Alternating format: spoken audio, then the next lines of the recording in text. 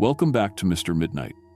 Tonight, we're traveling to Alaska's most isolated small towns, places so remote that help is hundreds of miles away, and winter darkness lasts for months. But what happens when you realize the real danger isn't the freezing cold or the wild animals?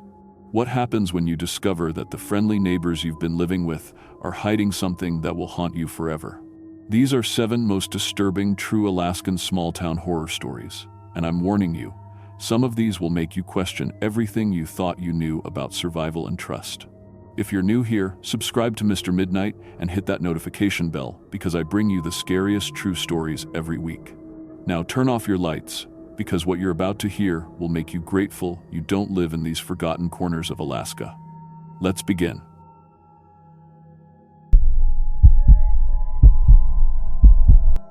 My name is Sarah Martinez, and I've been working in the restaurant business for 12 years. I started as a dishwasher when I was 16, worked my way up through every position you can think of. I've dealt with angry customers, kitchen fires, food poisoning scares, and staff walkouts during the dinner rush. I thought I'd seen everything the food service industry could throw at me. But what happened during the winter of 2023 inches, McCarthy, Alaska changed everything I thought I knew about survival, hunger, and what people will do when they're desperate. Sometimes the most dangerous predators aren't the ones you see coming.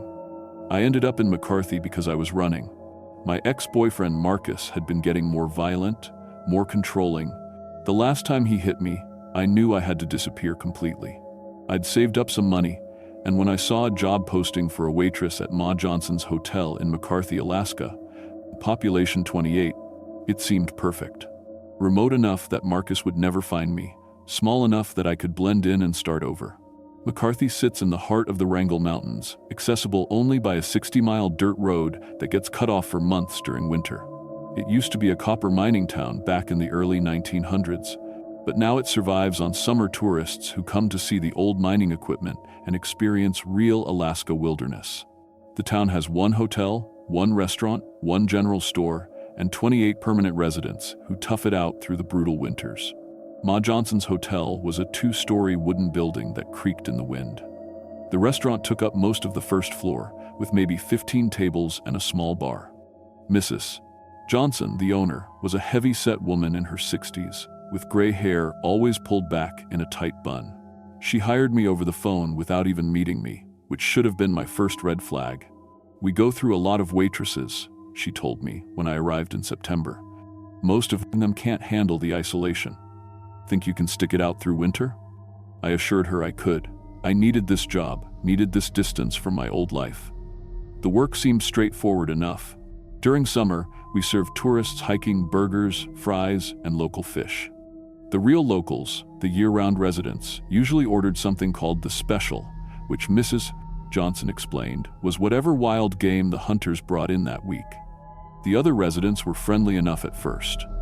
There was Tom Bradley, the town's unofficial mayor and store owner, Jim and Betty Carson, who ran the tourist shuttle service, a handful of retired folks who'd moved to Alaska for the solitude.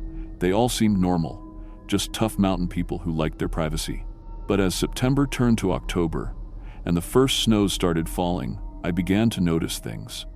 The first thing that struck me was how the locals ate. When Tom Bradley ordered the special, he'd tear into it with his hands, barely using the fork and knife I brought him.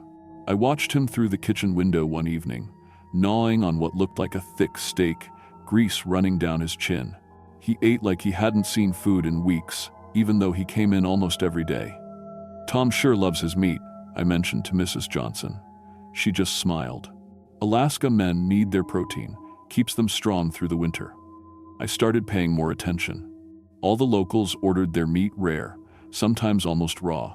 They'd finish huge portions and still seem hungry, licking their fingers clean and asking if there was more. The smell that came from their plates was different too, gamier and stronger than any venison or moose I'd served before. By November, the tourist season was completely over. The dirt road was covered in snow, and we were truly cut off from the outside world.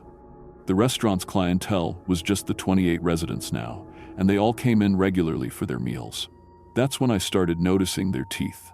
Jim Carson was telling a story about his hunting trip when he laughed, and I saw them clearly. His canine teeth were unusually long and sharp, filed to points. At first, I thought it might be some kind of dental problem, but then I noticed Betty had the same thing. So did Tom Bradley. All of them had these sharp, predatory teeth. The smell was getting stronger too, not just from their food, but from them. A musty, animal odor that reminded me of the meat locker, but with something else underneath. Something that made my stomach turn. I started finding bones around town during my walks.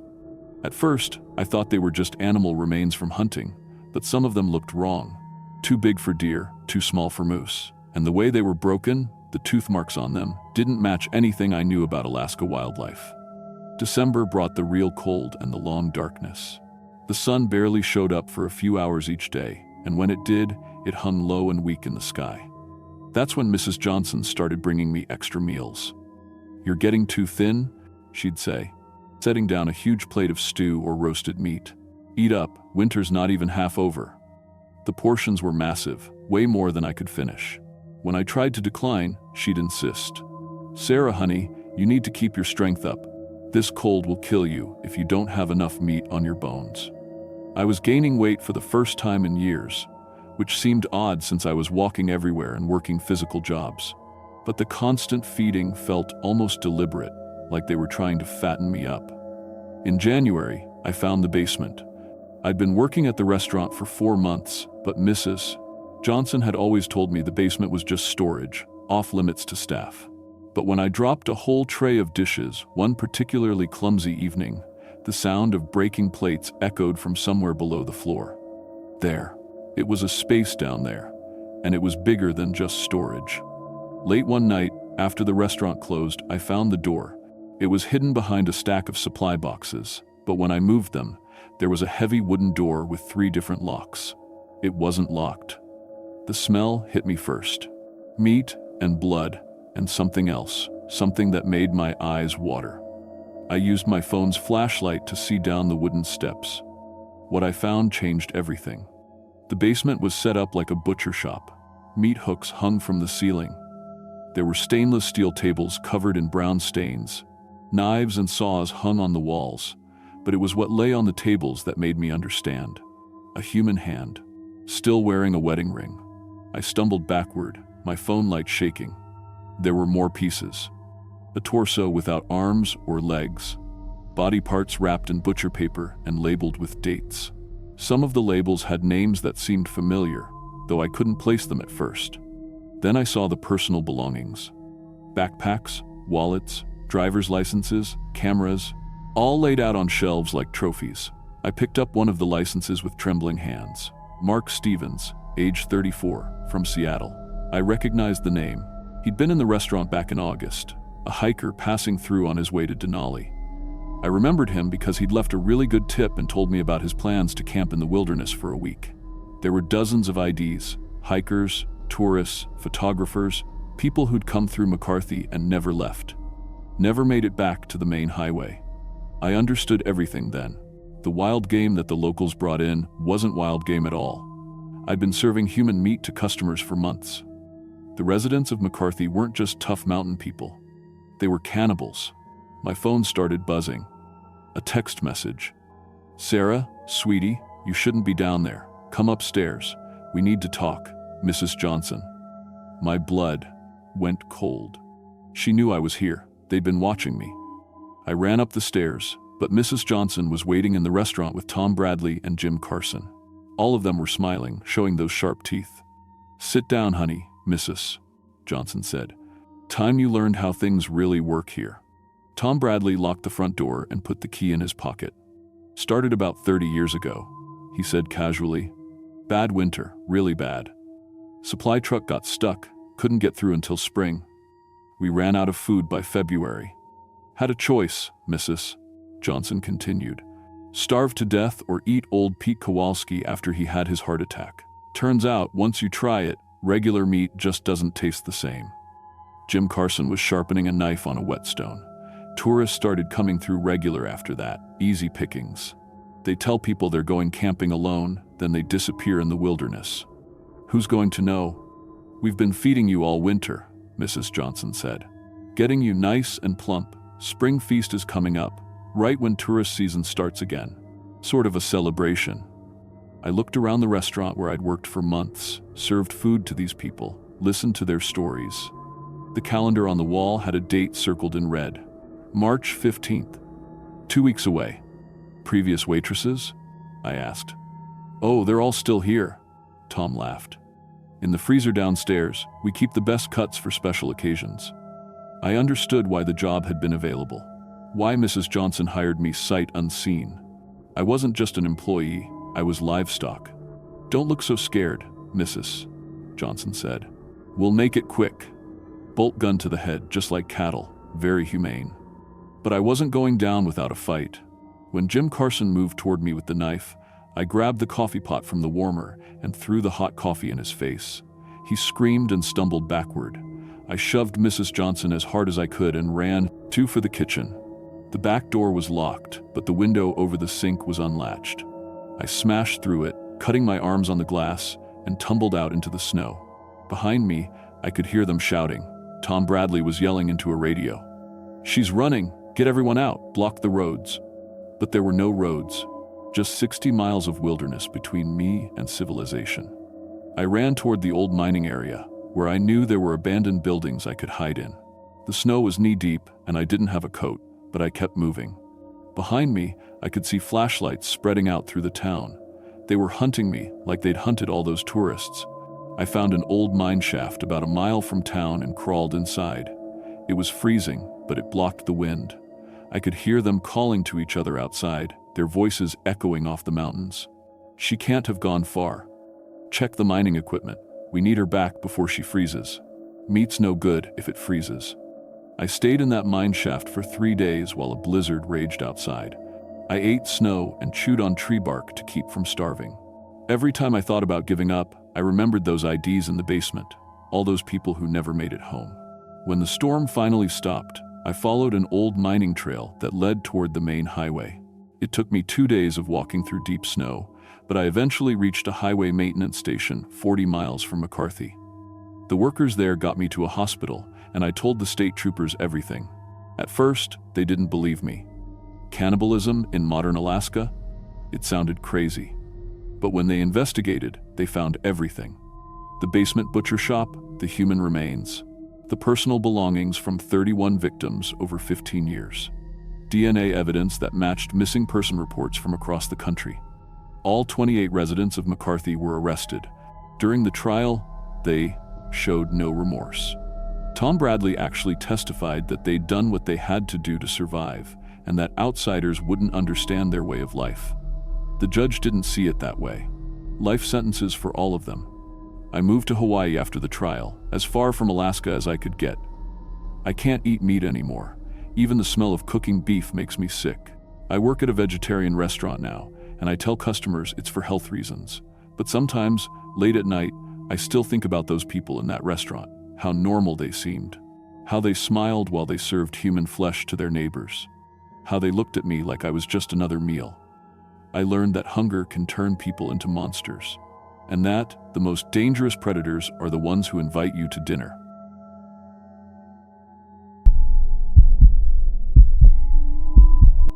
My name is Marcus Rivera, and I've been a delivery driver for Northern Alaska Logistics for 3 years now. I drive packages to 12 remote villages scattered across the Alaskan wilderness. These places are so far from civilization that you can only reach them by snowmobile or small plane during winter. I know every family on my route by name. I've delivered Christmas presents to their kids, medical supplies to their elders, and food when storms cut them off from the world. I always thought the biggest danger in my job was getting caught in a blizzard or my truck breaking down in -40 weather. I had survival gear, emergency beacons, and 20 years of Alaska experience to keep me safe.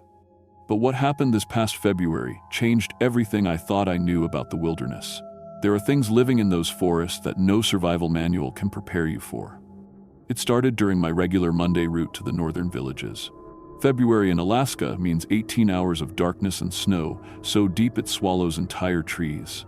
My truck is a modified Ford F-450 with studded tires, heated cargo bay, and enough fuel to make the 400-mile circuit without stopping. I've driven this route hundreds of times, but that morning something felt different. The first village on my route is Minto, population 43. It sits on the bank of the Chitanica River, surrounded by spruce forest that stretches for thousands of miles in every direction. I've been delivering there since I started this job, and the people always come out to greet me.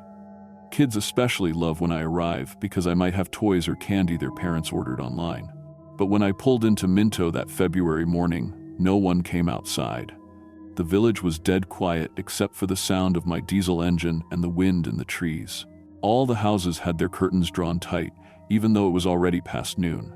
Smoke was coming from chimneys, so people were home, but something was keeping them inside. I parked outside the general store like always and started unloading packages.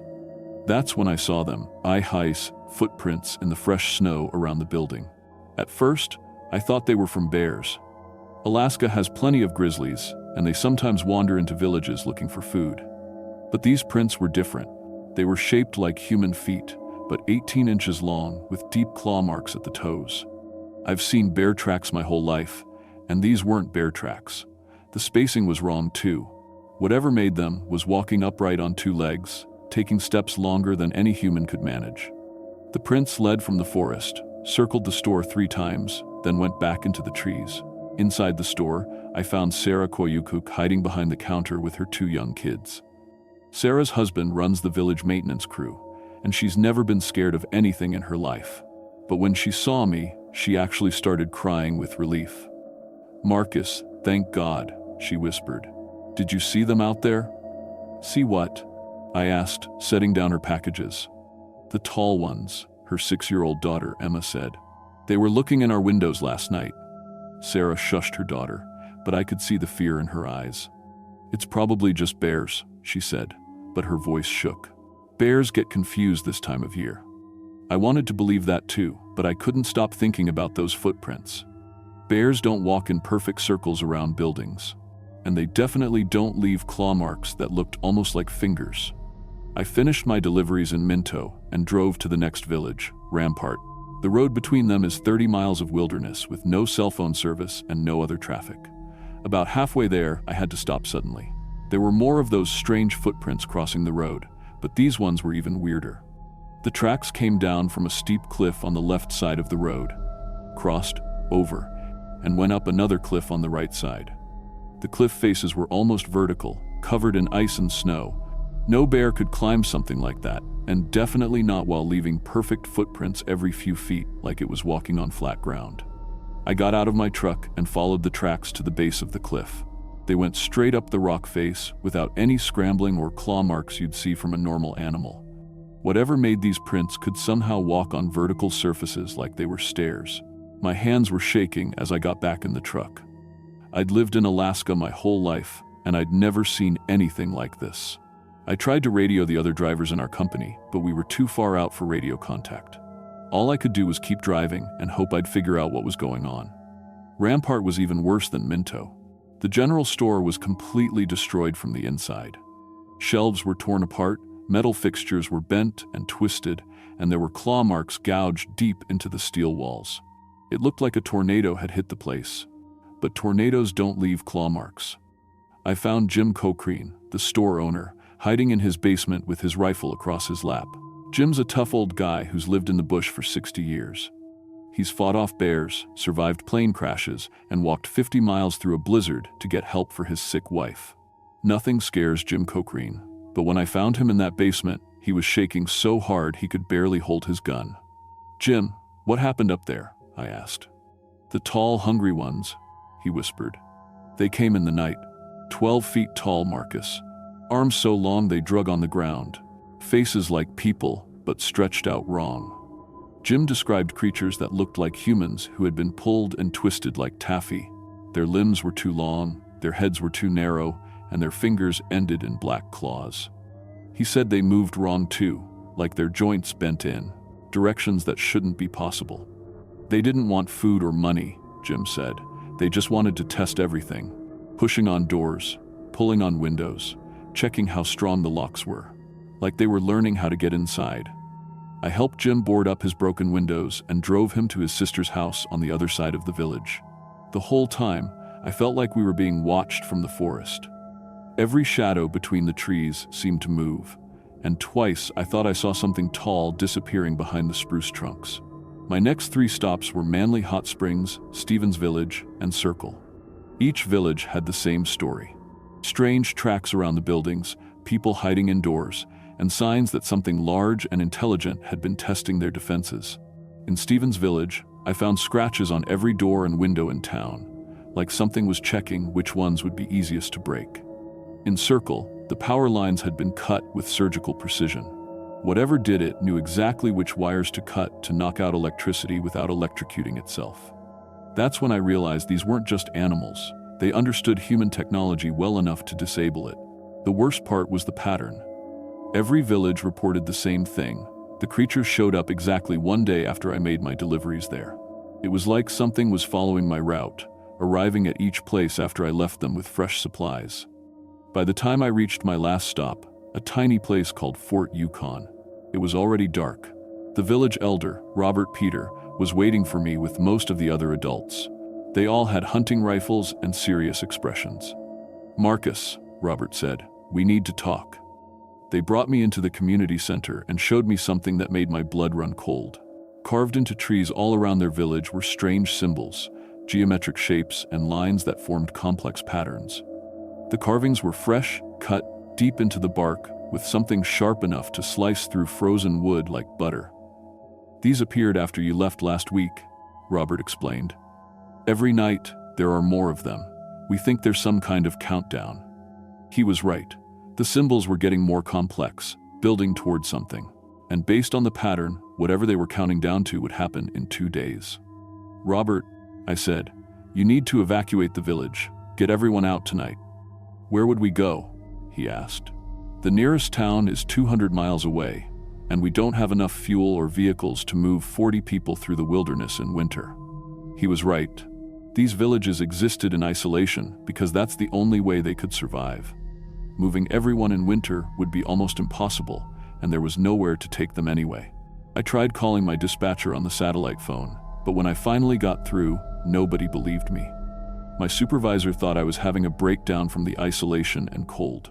The state troopers said they'd send someone to investigate, but the nearest post was 300 miles away, and they had more urgent cases to handle. That night, I made a decision that probably saved my life, and definitely changed it forever.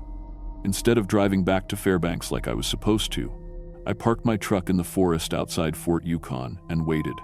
I had to see these creatures for myself, even if it meant risking my job and my life. At exactly 3 in the morning, they came. 7 shapes emerged from the forest, moving between the trees like ghosts. In the moonlight, I could see Jim Cocrine had described them perfectly. They looked like people who had been stretched on a rack, 12 feet tall with arms that hung almost to the ground. Their faces were human, but pulled long and narrow like reflections in a funhouse mirror. They moved with horrible grace, each step perfectly coordinated with the others. Their joints bent in ways that made my stomach turn, and they communicated with clicking sounds that echoed through the forest like castanets. I watched them work through binoculars from inside my truck.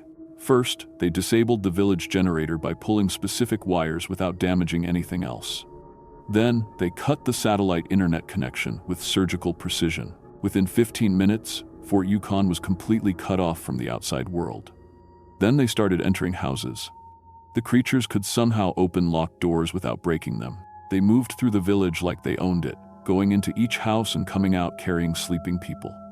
The villagers never woke up. It was like the creatures had drugged them somehow, or maybe they had some natural ability to keep humans unconscious. I wanted to help, but I was one person with a pistol against 7 creatures that stood 12 feet tall and had claws like kitchen knives. All I could do was watch and document what I was seeing. They took every person in the village, 43 men, women, and children, and carried them into the forest.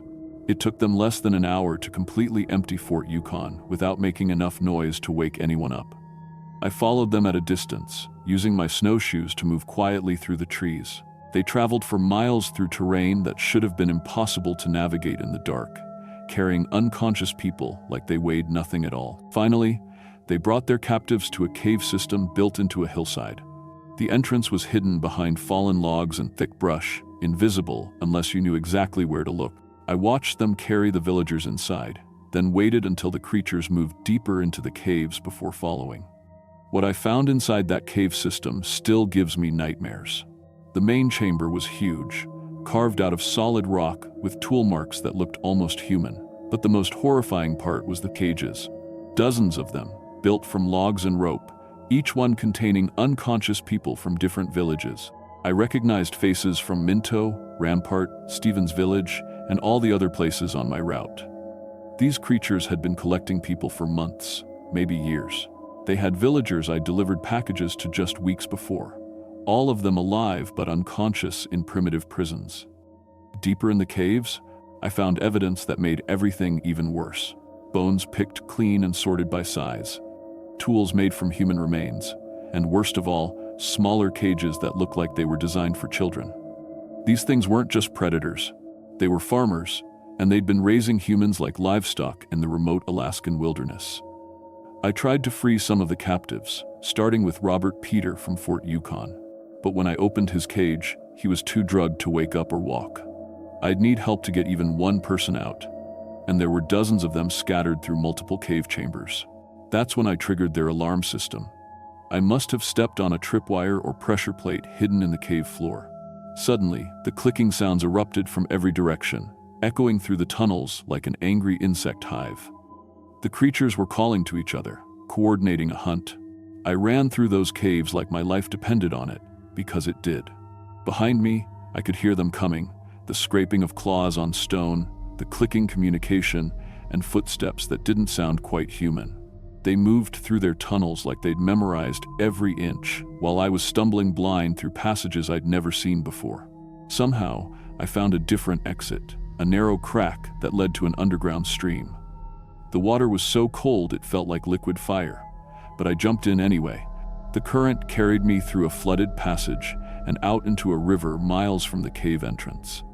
I spent 4 days walking through the cave or wilderness in -40-degree weather. I stayed alive by burning the packages from my truck, using the cardboard and packing materials to build fires. My emergency beacon wasn't working. Something about the cave experience had broken it. Maybe the same electromagnetic interference that the creatures used to disable village communications.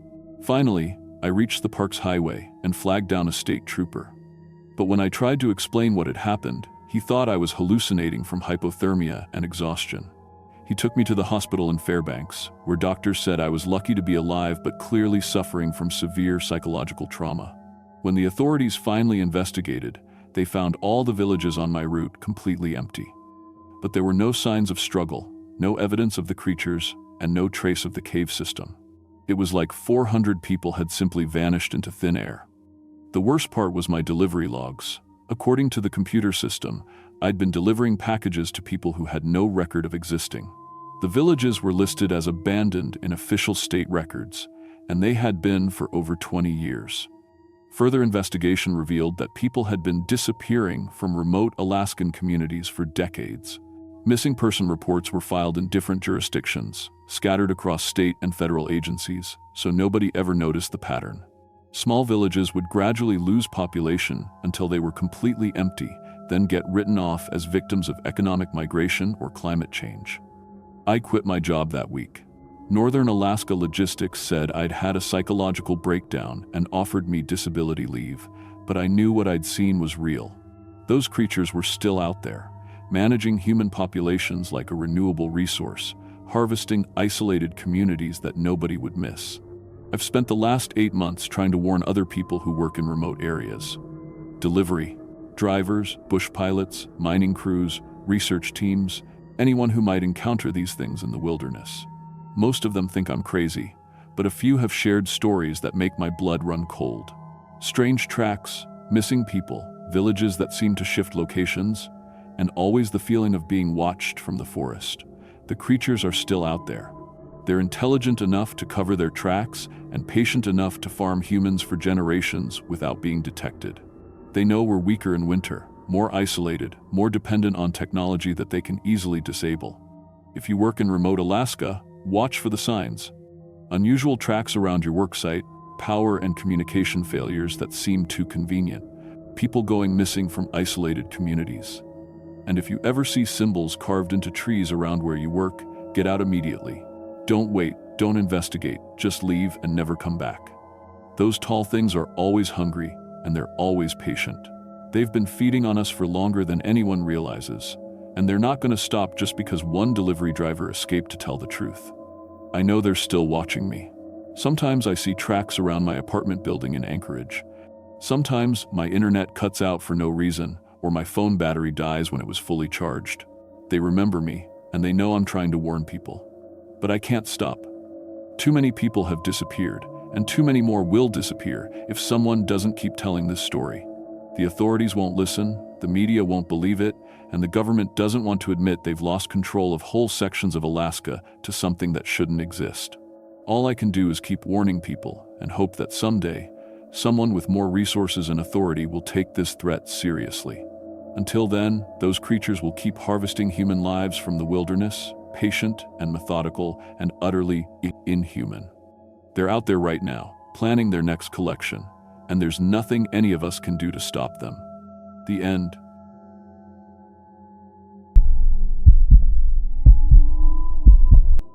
My name is Lisa Martinez, and I've been working gas stations for 6 years now. Started when I was 18 in Phoenix, pumping gas and selling snacks to truckers and tourists. I've dealt with drunk customers, angry travelers, and even a robbery where the guy had a knife.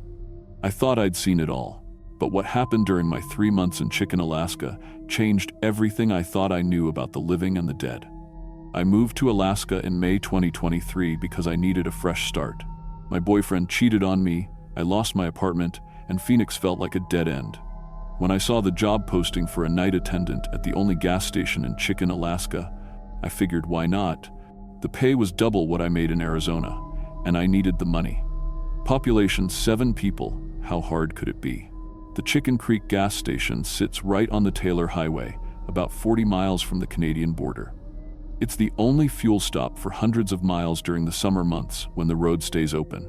The building is small, just a register counter, a deli cooler with basic food, shelves stocked with batteries, road salt, and travel supplies.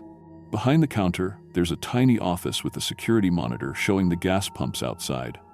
My shift ran from 10 p.m. to 6 a.m., 7 days a week. During Alaska's summer, the sun barely sets, so it stays light almost all night. Coming from Arizona, the endless daylight messed with my head. I had to tape aluminum foil over the windows in my cabin just to sleep during the day. The job was simple enough. Most customers were truckers, hauling supplies north, or tourists driving the highway for adventure. They'd fill up, buy coffee and snacks, maybe use the bathroom. The register was old but worked fine, and the credit card machine took forever but eventually processed payments. The deli cooler kept sandwich meat, cheese, and some pre-made food cold. My boss, Carl, was one of the 7 locals. He owned the station and a few cabins he rented to workers like me. Carl was probably 60, with gray hair and hands stained from years of mechanic work. He'd stop by every few days to check on things, but mostly left me alone. Just keep the place running, he told me on my first day. Fuel, food, and basic supplies, that's all folks need out here. The first month went smooth. I got used to the quiet, the endless daylight, and the routine. Customers were mostly friendly, if a little rough around the edges. Truckers would chat about the road ahead, tourists would ask about local attractions. Nothing weird happened. But in July, things started feeling different. It began with the 2:47 a.m. customers. Every single night, right at 2:47 a.m., the same 5 people would show up. At first, I didn't think much of it. Maybe they worked together somewhere and got off shift at the same time. But these customers were strange. They moved stiffly, like their joints hurt. Their skin looked pale, almost see-through under the fluorescent lights. When they talked, their voices sounded flat, like they were reading from a script, and they never blinked. Not once. Their eyes would just stare at me while I rang up their purchases, and sometimes the light would catch their eyes and they'd shine like an animal's. The weird part was what they bought. Always the same things: road salt, batteries, and raw meat from the deli. Not sandwich meat, but the raw hamburger and chicken we kept for people camping. They'd each buy exactly 3 pounds of meat, 2 bags of salt, and a pack of batteries. They paid with credit cards that looked old and beat up. I'd swipe them through the machine, and it would take forever to process, but the payments always went through. The 5 customers never talked to each other, even though they always came in together. They'd line up single file, buy their stuff, and leave without saying anything except thank you in those flat voices. After 2 weeks of this, I started paying closer attention. I wrote down their names from the credit cards: David Chen, Sarah Williams, Mark Peterson, Janet Reeves, and Tom Bradley. I also started keeping a log of what they bought and when they came in. Every single night, 2:47 a.m. exactly, same 5 people, same purchases, same weird behavior. I tried making small talk with them, but they didn't seem to understand normal conversation. When I asked David where he was from, he just stared at me for 10 seconds before saying far away in that monotone voice.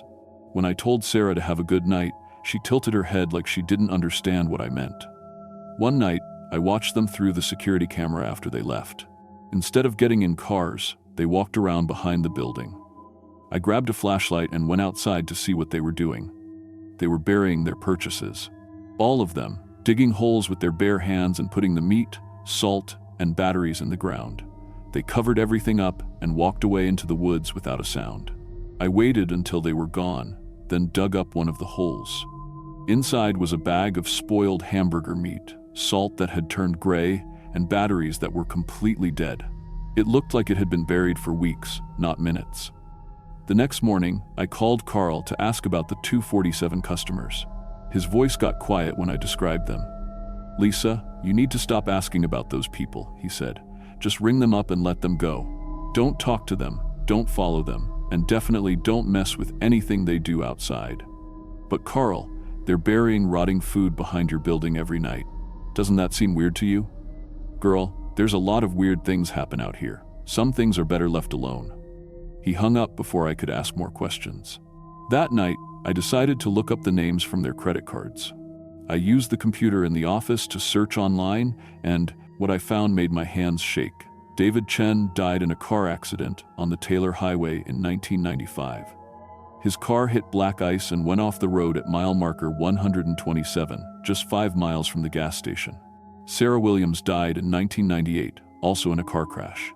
She fell asleep driving and hit a tree at mile marker 132.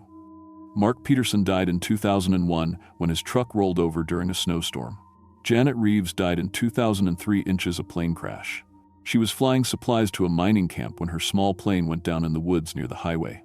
Tom Bradley died in 2009. He was hiking alone and fell into a ravine. They found his body 3 weeks later. All of them had died within 10 miles of the gas station. All of them had been dead for years, but they were still coming to my counter every night at 2:47 a.m. I printed out the obituaries and death certificates I found online. Real people, real deaths, real graves. But somehow, they were still walking around buying meat and batteries.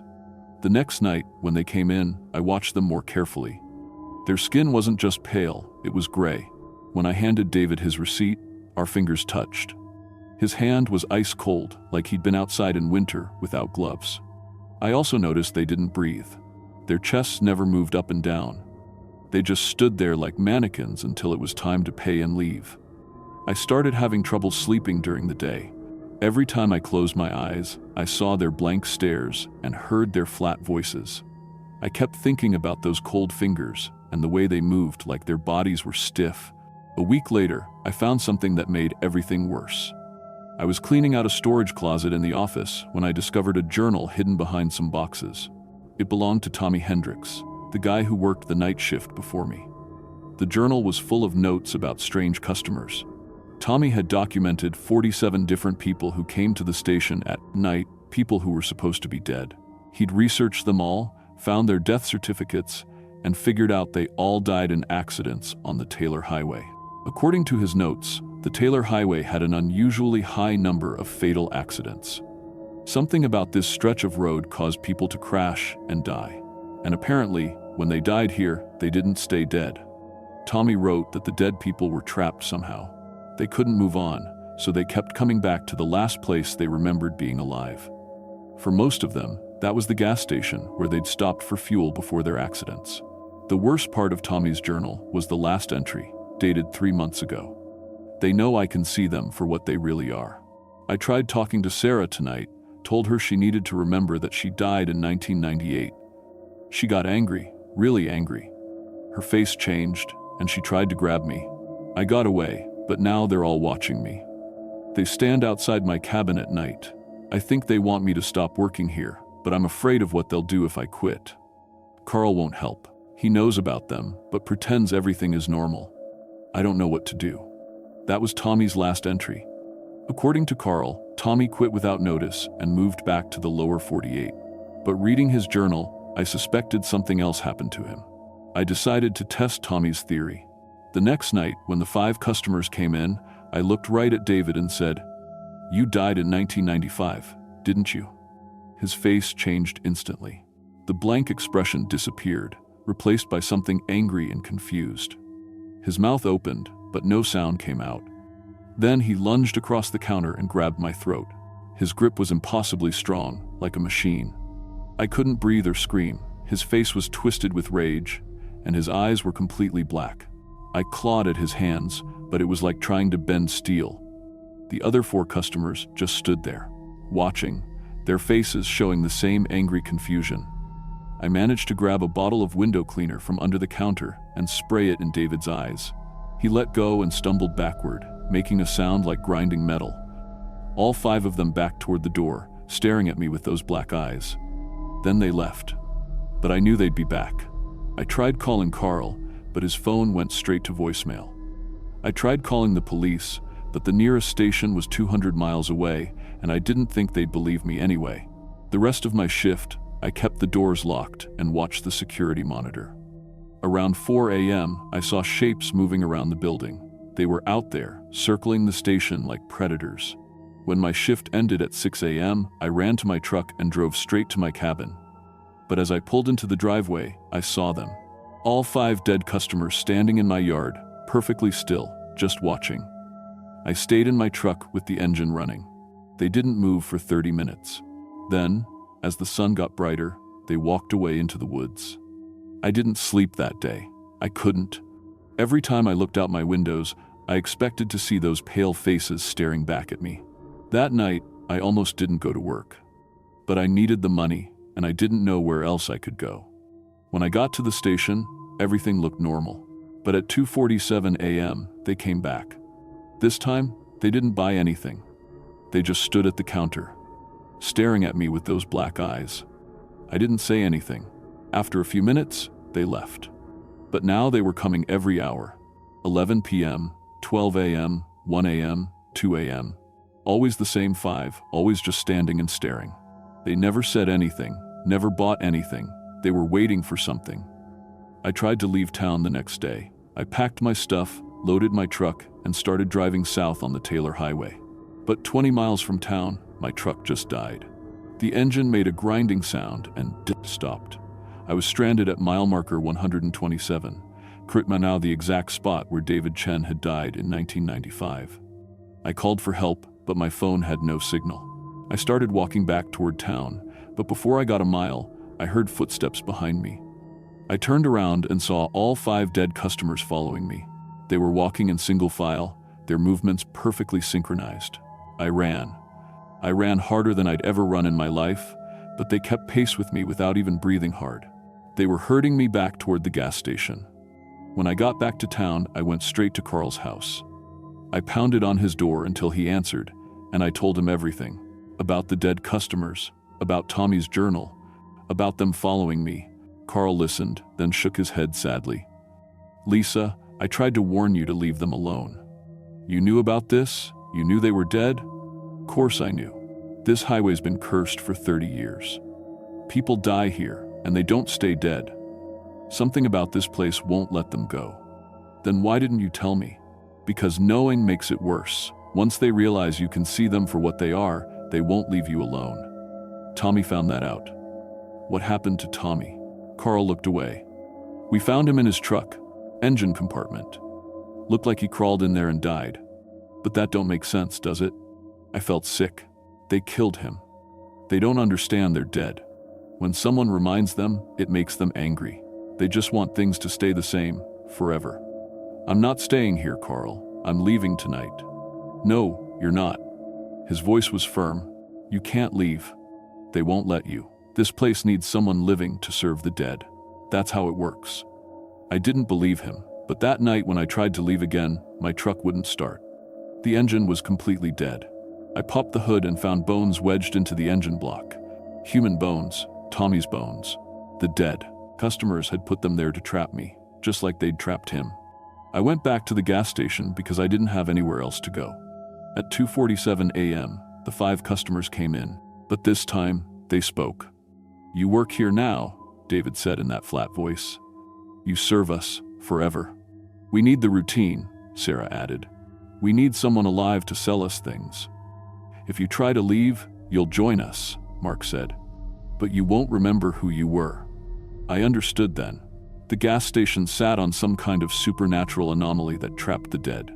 They couldn't move on, couldn't rest, so they just repeated the last things they remembered doing.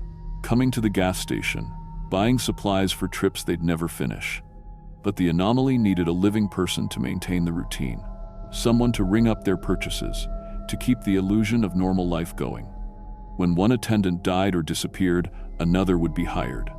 I was trapped. I tried everything I could think of. I tried burning down the building, but the fire went out by itself. I tried calling the authorities, but my phone calls never went through. I tried to destroy the register, but it repaired itself overnight. The dead customers watched me constantly now. During my shifts, they stood outside the windows. During the day, they circled my cabin. They never slept, never got tired, never stopped watching. Weeks passed, then months. I realized Carl was right. I couldn't leave. The anomaly fed on the interaction between the living and the dead, and it wouldn't let me break the cycle. I started understanding how Tommy felt in his final days. The hopelessness, the fear, the knowledge that there was no escape. I found myself thinking about joining them, about ending the fear and becoming one of the watchers instead of the watched. In October, I made my decision. I couldn't live like this anymore, trapped between the living and the dead, serving customers who shouldn't exist. I drove my truck to mile marker 127, the same spot where David Chen had died. I pressed the accelerator to the floor and drove straight into the trees.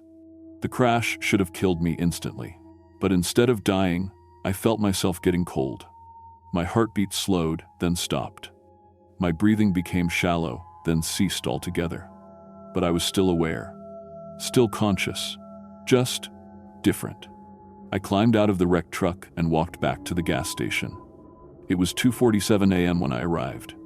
The other 5 customers were already there, waiting for me. I got in line behind them. When it was my turn, I approached the counter where a new attendant stood, a young man with nervous eyes and shaking hands. "Can I help you?" he asked.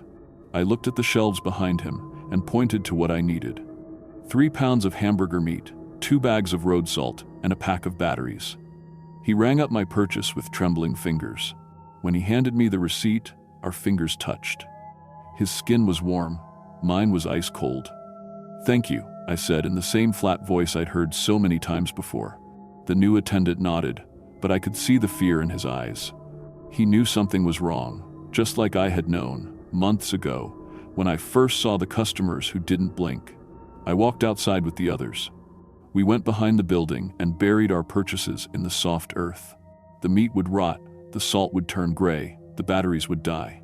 But tomorrow night at 2:47 a.m., we'd be back to buy them again, and again, and again, forever. The new attendant's name is Jake Morrison. He's 22 and came here from Seattle to make money for college. He doesn't know yet that he'll never leave. He doesn't know that we're watching him, waiting to see how long it takes him to figure out what we are. He doesn't know that when he tries to run, we'll stop him. That when he tries to call for help, his phone won't work. That when he tries to destroy the gas station, it will repair itself. He doesn't know that one day, probably soon, he'll make the same choice I made, the same choice Tommy made before me. And when that happens, someone new will be hired. Someone living to serve the dead. The cycle continues. It always continues. Because some places won't let the dead rest, and some jobs never end. My name is Lisa Martinez. I used to work at a gas station in Chicken, Alaska. Now I am the gas station, and I'll be here forever.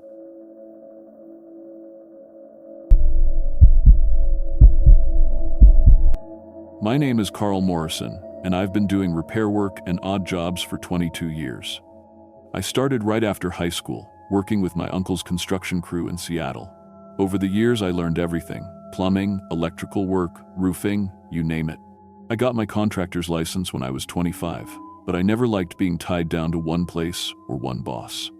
For the past 15 years, I've been what you might call a traveling handyman.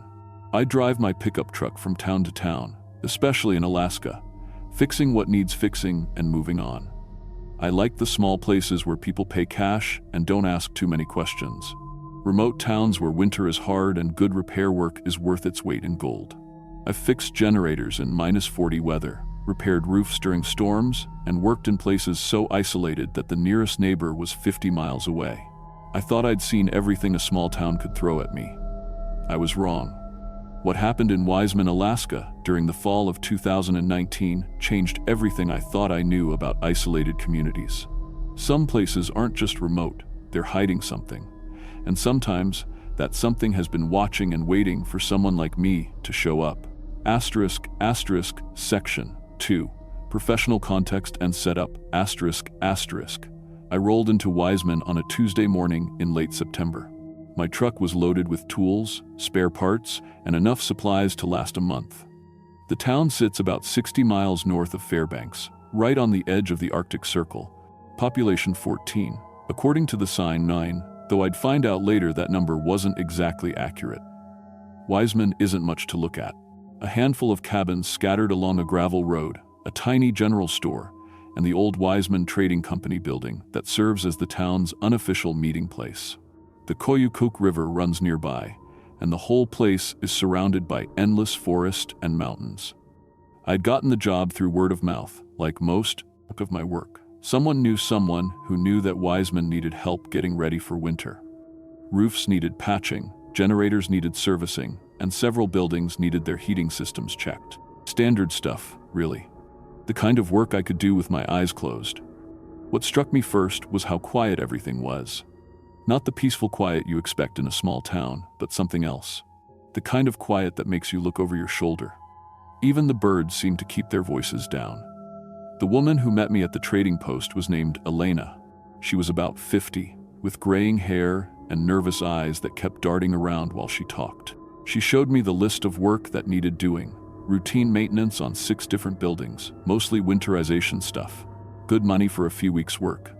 You'll want to get started early each day, Elena said, checking her watch even though it was only 10 in the morning. We like to have everything wrapped up by sundown. I thought that was a little odd, but small towns have their own rhythms. Maybe they were just early risers. **, Section 3. First anomaly, **. The first thing I noticed while setting up my work area was how every building looked like a fortress. I've worked in Alaska long enough to know about weatherproofing and keeping the cold out, but this was different. Every window had bars. Every door had at least 3 deadbolts. Some houses had metal sheeting bolted over their regular siding. At first, I figured it was just extra protection against the cold or maybe break-ins, but the modifications looked expensive, professional, like someone had hired a security company to turn every building into a bunker. The second thing I noticed was how my power tools kept acting up. My cordless drill would slow down even with a fresh battery. My electric saw would cut fine for a few minutes, then bog down like the motor was fighting something. I checked all my equipment that first day, thinking maybe the cold was affecting the batteries, but it was only September. The weather was chilly, but not extreme. By Wednesday morning, my truck was having problems too. The engine would turn over fine, but then it would sputter and die. I've been working on engines for 2 decades. This wasn't a mechanical problem. It was like something was interfering with the electrical system. "Your truck giving you trouble?" Elena asked when she saw me with the hood up. "Electrical issues," I said.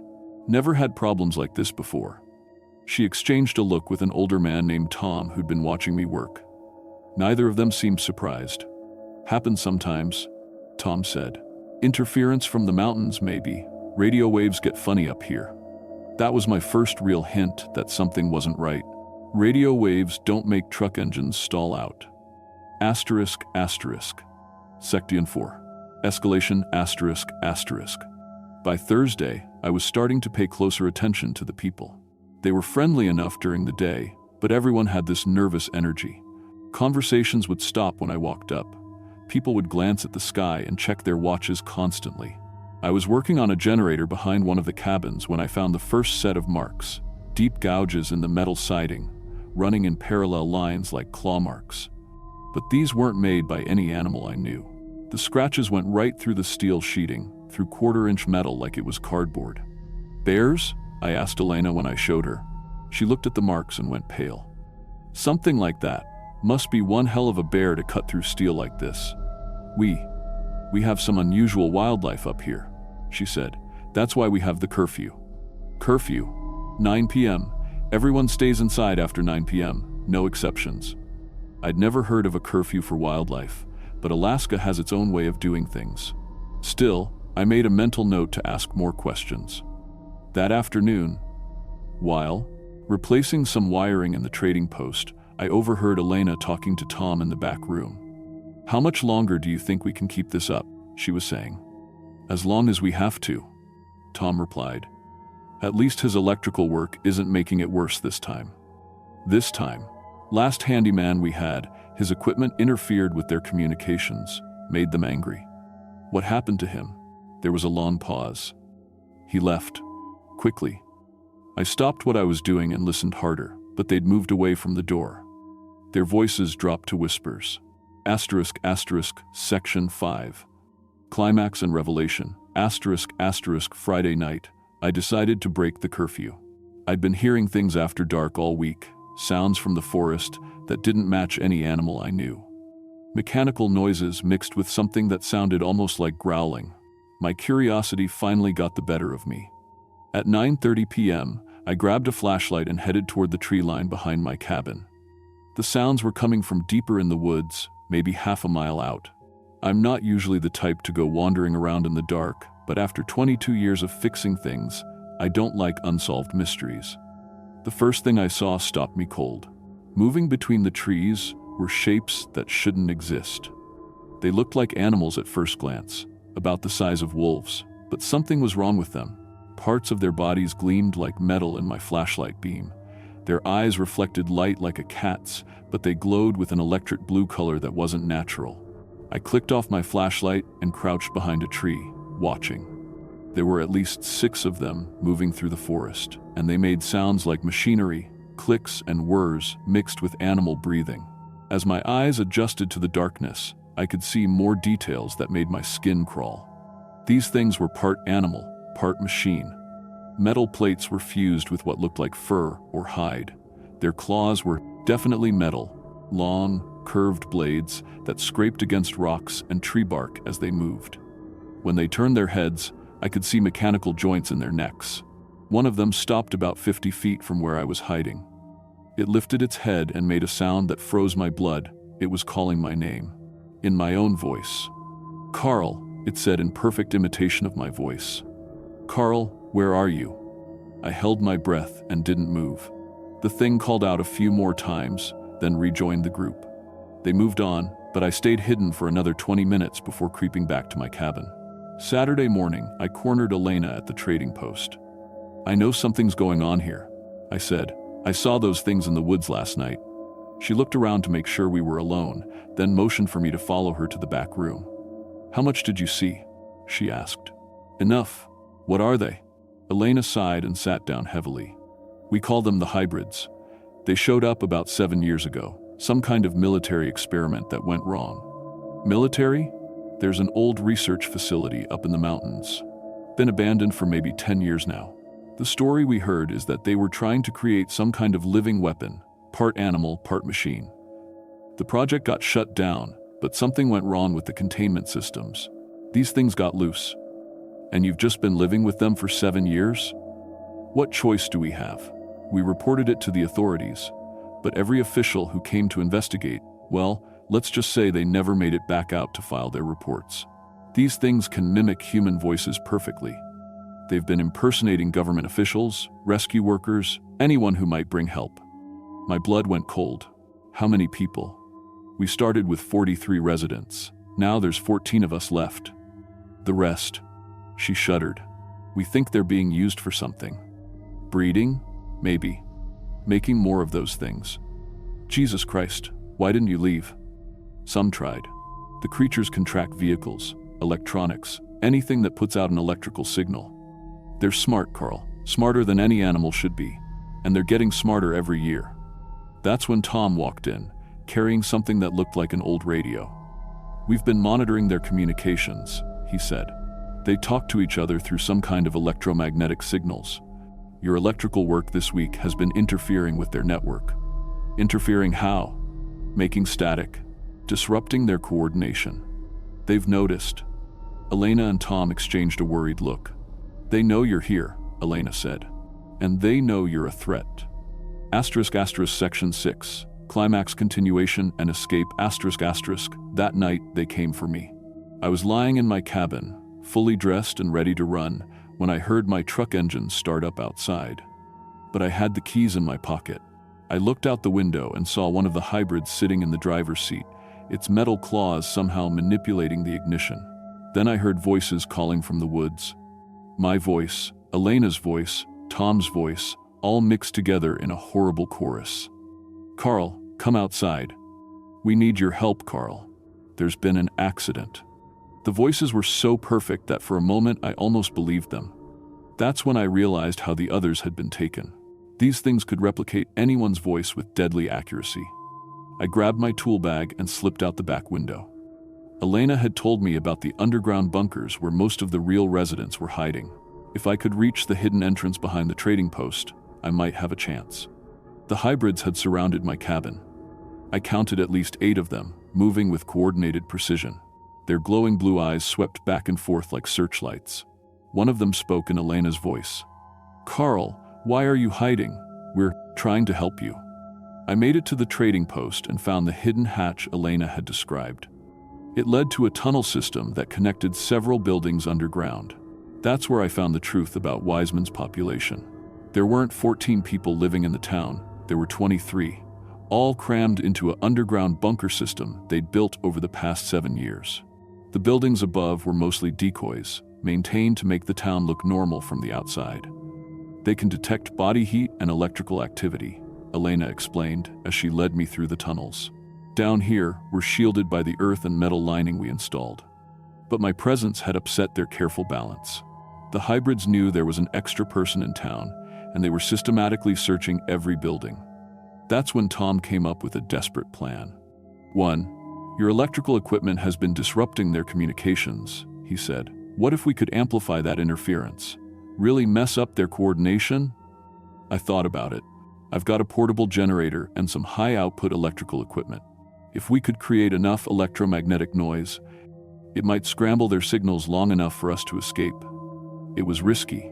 We'd have to go back above ground, set up the equipment, and hope we could create enough chaos to slip away. But staying underground meant slowly starving to death while the hybrids waited us out. We spent 2 hours rigging my generator and power tools to create maximum electrical interference. When we switched everything on at once, the effect was immediate. Through the tunnel walls, we could hear the hybrids making distress sounds, mechanical screeching mixed with animal howls. Now, Elena said. We go now. *** Section 7. Resolution and aftermath. **. Getting 23 people out of Wiseman without vehicles was the hardest thing I'd ever done. We had to travel on foot through 60 miles of Alaska wilderness, moving at night and hiding during the day. The electromagnetic interference had worked better than we'd hoped. The hybrids seemed confused, unable to coordinate their usual hunting patterns. But we knew the effect wouldn't last forever. It took us 4 days to reach the nearest town with working communications. When we finally contacted the authorities, they sent military personnel to investigate. What they found at the abandoned research facility confirmed everything Elena had told me. The project was called Biomech Integration Protocol, an attempt to create the perfect soldier by combining animal instincts with mechanical precision. The funding had come from a black budget program that officially didn't exist. They captured 3 of the hybrids for study. The rest disappeared deeper into the wilderness. The facility was destroyed, and the whole area was classified. I testified to military investigators, but my official report was sealed. The survivors were relocated and given new identities. As far as the outside world knows, Wiseman, Alaska was abandoned due to economic hardship. But I know the truth. And I know that program wasn't the only one. Since then, I've been traveling to different remote communities, looking for signs of similar experiments. I've found evidence of 3 other facilities, abandoned sites, where the government was playing God with biology and technology. I still do handyman work, but now I have a different purpose. Someone needs to watch for signs that these programs are starting up again. Someone needs to warn people about what's really happening in the dark corners of government research. Because I know they haven't stopped. They're just being more careful about containment. Every time I roll into a new town and see those nervous glances, every time my equipment starts malfunctioning for no reason, I wonder if I've found another Wiseman. Another place where human ambition created something that should never have existed. I keep my tools sharp and my truck running, because somewhere out there, in laboratories hidden in mountains and forests, they're still trying to build the perfect weapon. And sometimes, those weapons get loose. The hybrids of Wiseman were just the beginning.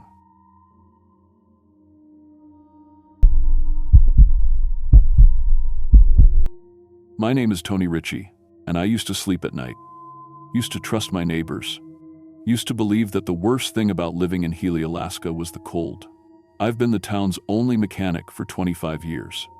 Population, 1,021. Everybody knows everybody. And when your car dies out here, it's not just an inconvenience. It's a death sentence. 40 below, no cell service. Nearest hospital 2 hours away on a good day. That's why people trust me. That's why they bring me their problems. But last winter, I discovered that some problems in small towns run deeper than frozen engines. Much deeper. And the thing I found living under our main street, Christ, I still wake up screaming some nights, thinking about what it showed me, what it made me understand about the people I've known my whole life. It started in December when Martha Henderson came into my shop crying. Her husband Bob's pickup was mangled. Deep gouges through the steel like giant claws had grabbed it and twisted. But Bob wasn't with her. "He's been missing for 3 days," Martha whispered. "Found his truck like this outside the Kowalski place. No footprints, no blood, just gone." I'd known Bob for 15 years. Good man. Reliable. The kind of guy who'd give you the shirt off his back. Looking at his destroyed truck, I felt something cold settle in my stomach that had nothing to do with the Alaskan winter. The scratches were wrong, too precise, too deliberate. They looked almost like someone had used industrial equipment to systematically destroy specific parts. SES, the radio, the engine block, the seats. Like whoever did this knew exactly what they were targeting. "Martha," I said carefully, "you sure Bob didn't have any enemies? Anyone who might want to hurt him?" She looked at me like I'd slapped her. "Tony, this is Healey. We don't have enemies here, we have neighbors." But that's where she was wrong. Over the next week, I learned that Healey had secrets. Dark ones. The kind that small towns bury deep and never talk about. Jake Morrison brought in his snowmobile next.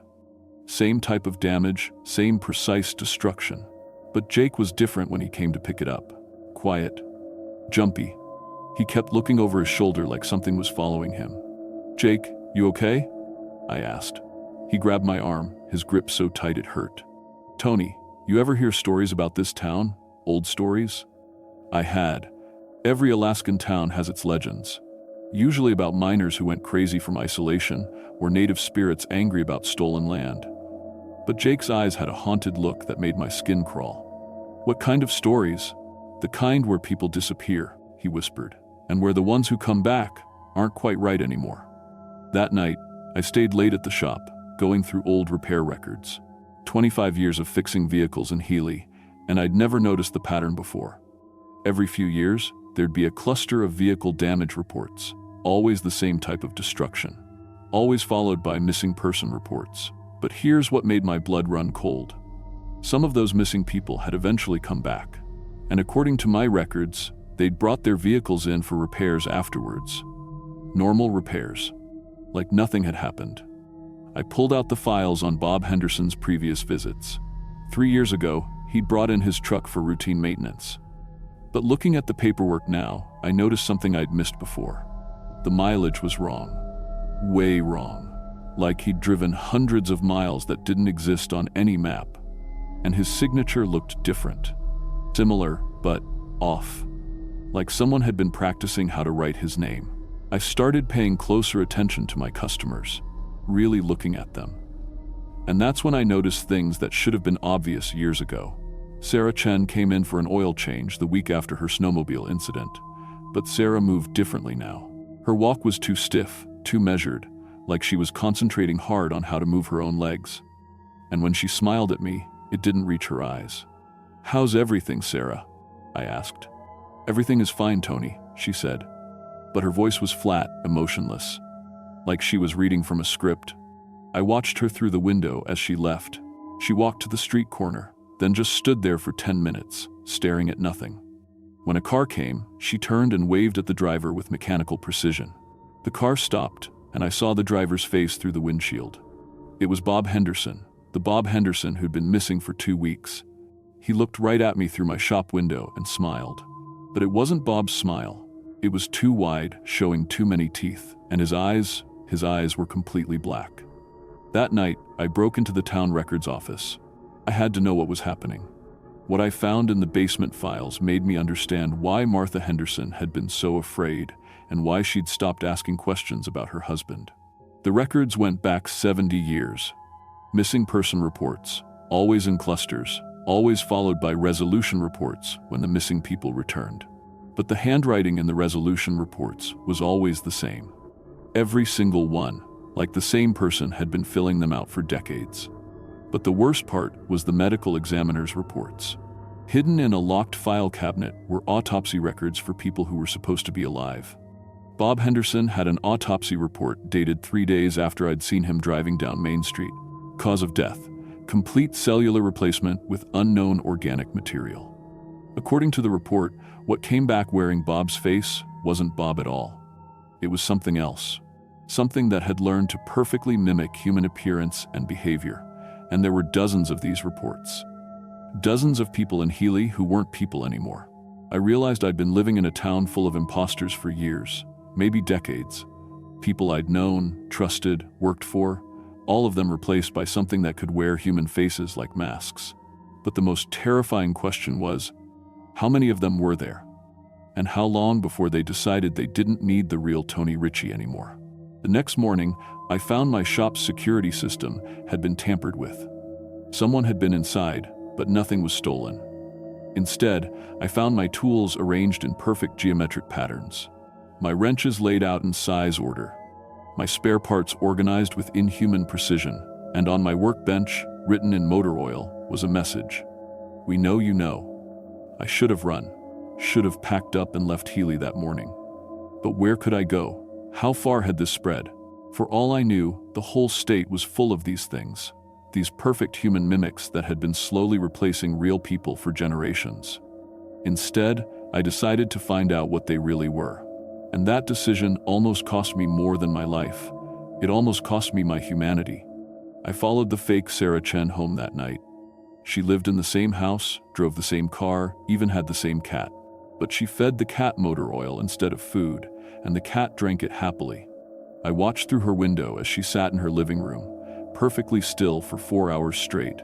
No TV, no book, no phone, just sitting and staring at the wall with those empty black eyes. At exactly midnight, she got up and walked outside.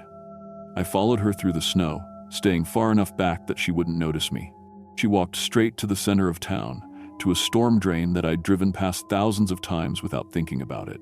She lifted the heavy metal grate like it weighed nothing and disappeared down into the darkness. I waited an hour, then followed her down. The storm drain led to a tunnel system I'd never known existed. The walls were smooth, too smooth, like they'd been carved by something organic rather than built by human hands. And they were warm. In 40 below weather, these tunnels were warm enough that I could see my breath steaming. I followed the tunnel for what felt like miles, my flashlight beam showing the way deeper underground. The walls gradually changed from concrete to something else, something that looked almost like skin but harder, like chitin. That's when I heard the voices. Dozens of them, maybe hundreds, all talking in perfect unison. The same words, repeated over and over. Integration complete. Replication successful. Expansion imminent.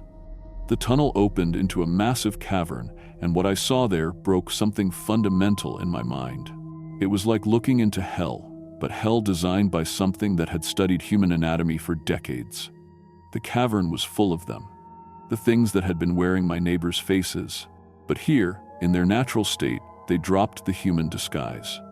They were tall, maybe 8 feet, with too many joints in their arms and legs. Their skin was translucent, showing networks of black veins underneath. And their faces were blank. No features at all. Just smooth skin where eyes and mouths should be.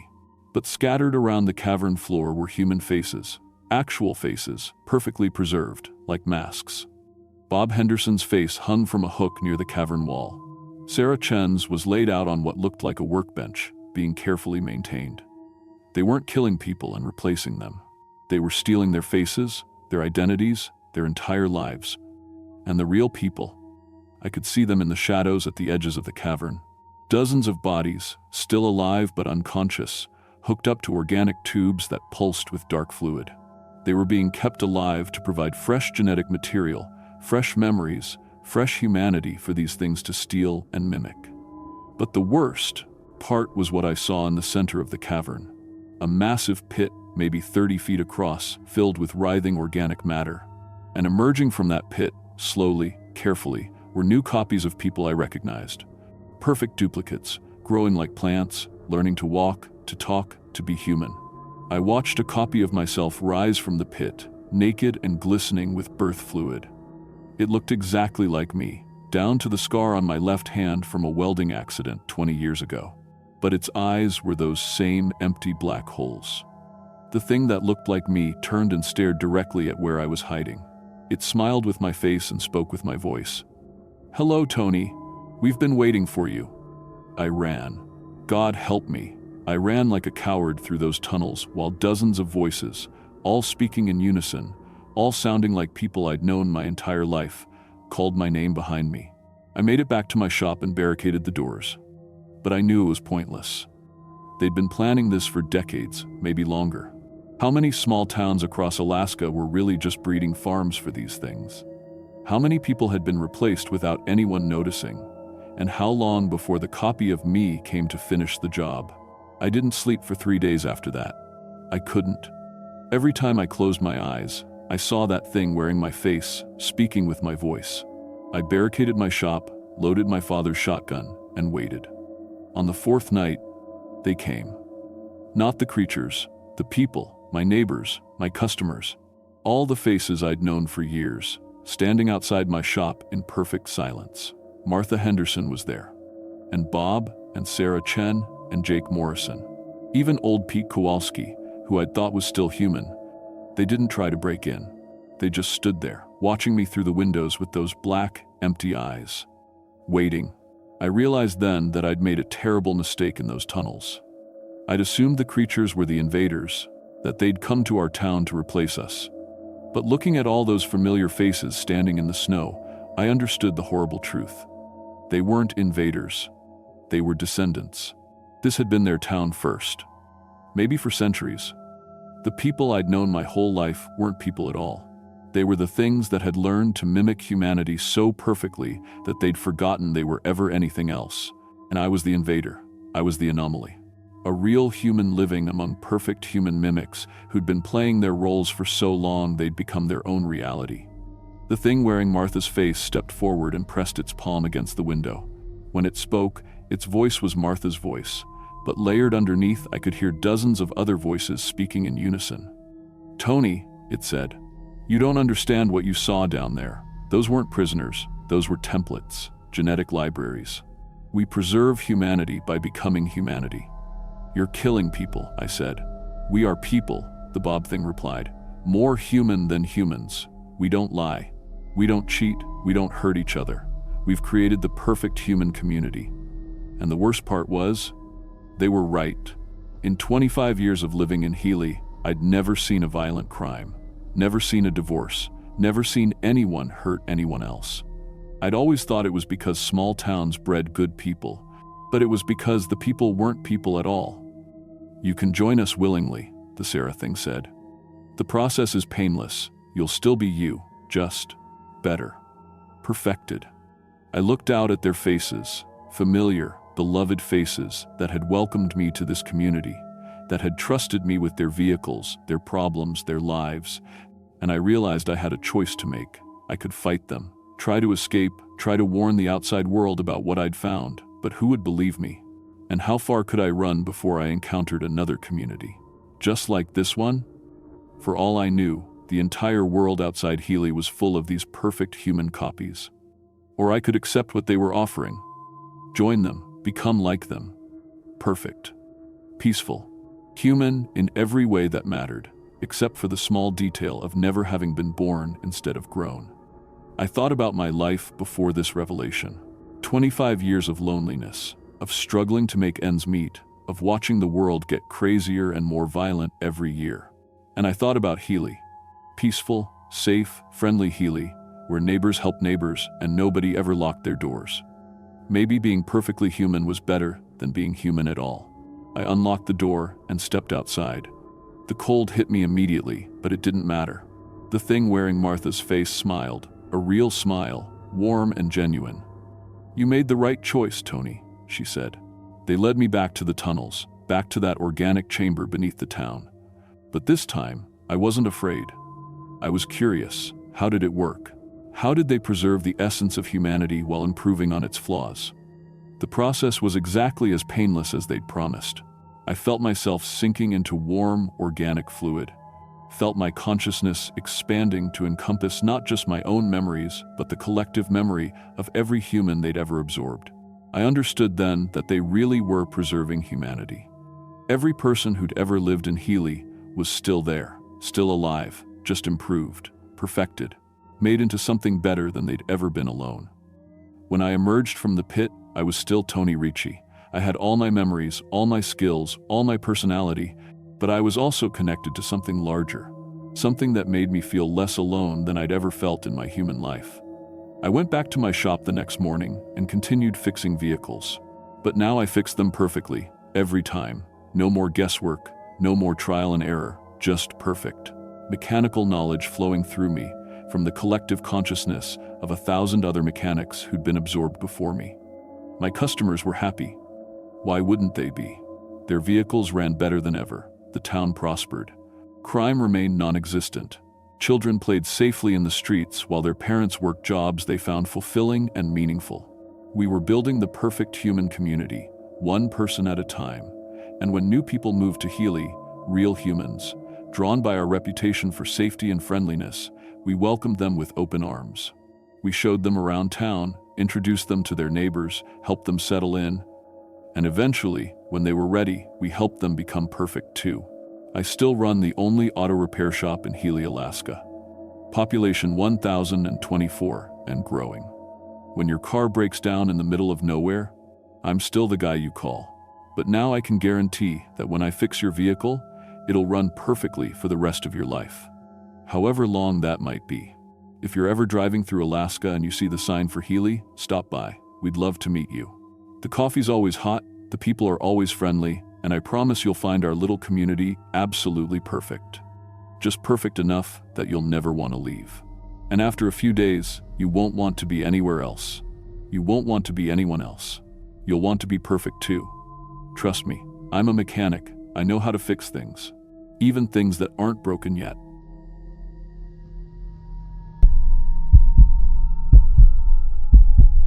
My name is Robert Mitchell, and I've been driving taxi for 6 years now.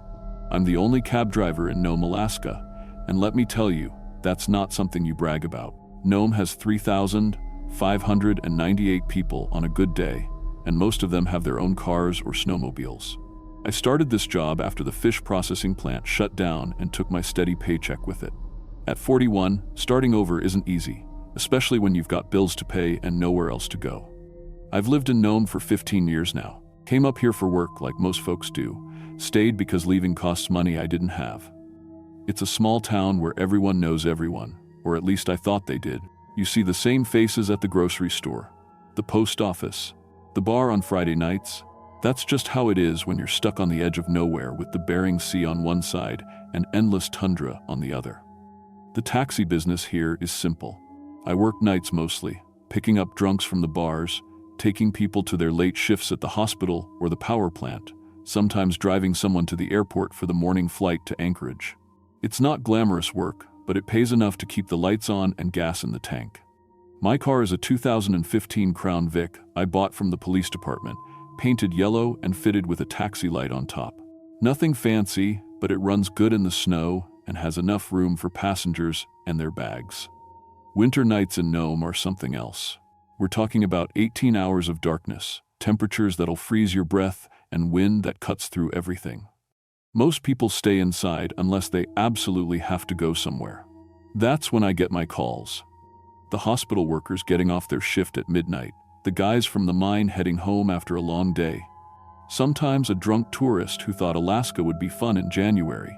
But starting in December, I began getting strange calls. The first one came on a Tuesday night around 11 p.m. My phone rang, and a woman's voice asked me to pick her up at 423 Bering Street. I knew Nome pretty well, but that address didn't sound right. I checked my map anyway and drove over there.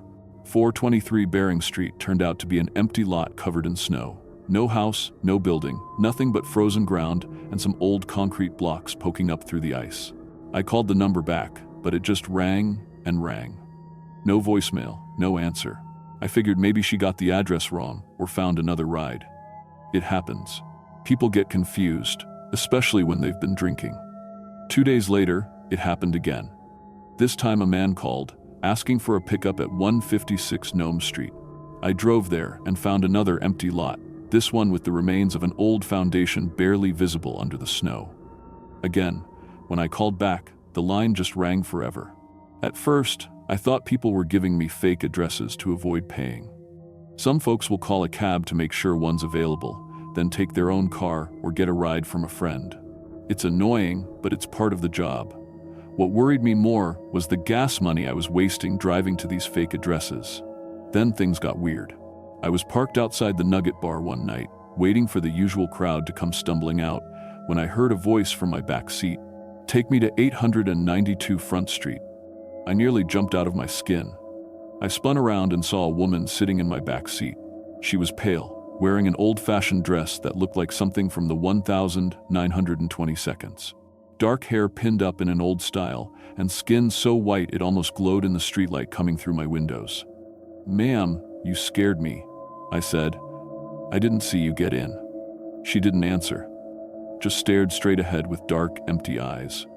"Did you call for a cab?" I asked. Nothing. She sat there like a statue. I figured maybe she was drunk or in shock from the cold. People do strange things when they're frozen. I started the car and drove to 892 Front Street, which I knew was near the old cemetery. But when I got there, I looked in my rearview mirror and the back seat was empty. The woman was gone. I stopped the car and got out, looking around. No footprints in the snow, no sign anyone had been there at all. The back door was still locked. I checked my seats, thinking maybe she'd dropped something, but there was nothing. It was like she'd never been there. That shook me up pretty bad. I drove home early that night and had a few drinks to calm my nerves. I told myself it had to be stress, or maybe I was getting sick. Working nights messes with your head sometimes. But it kept happening.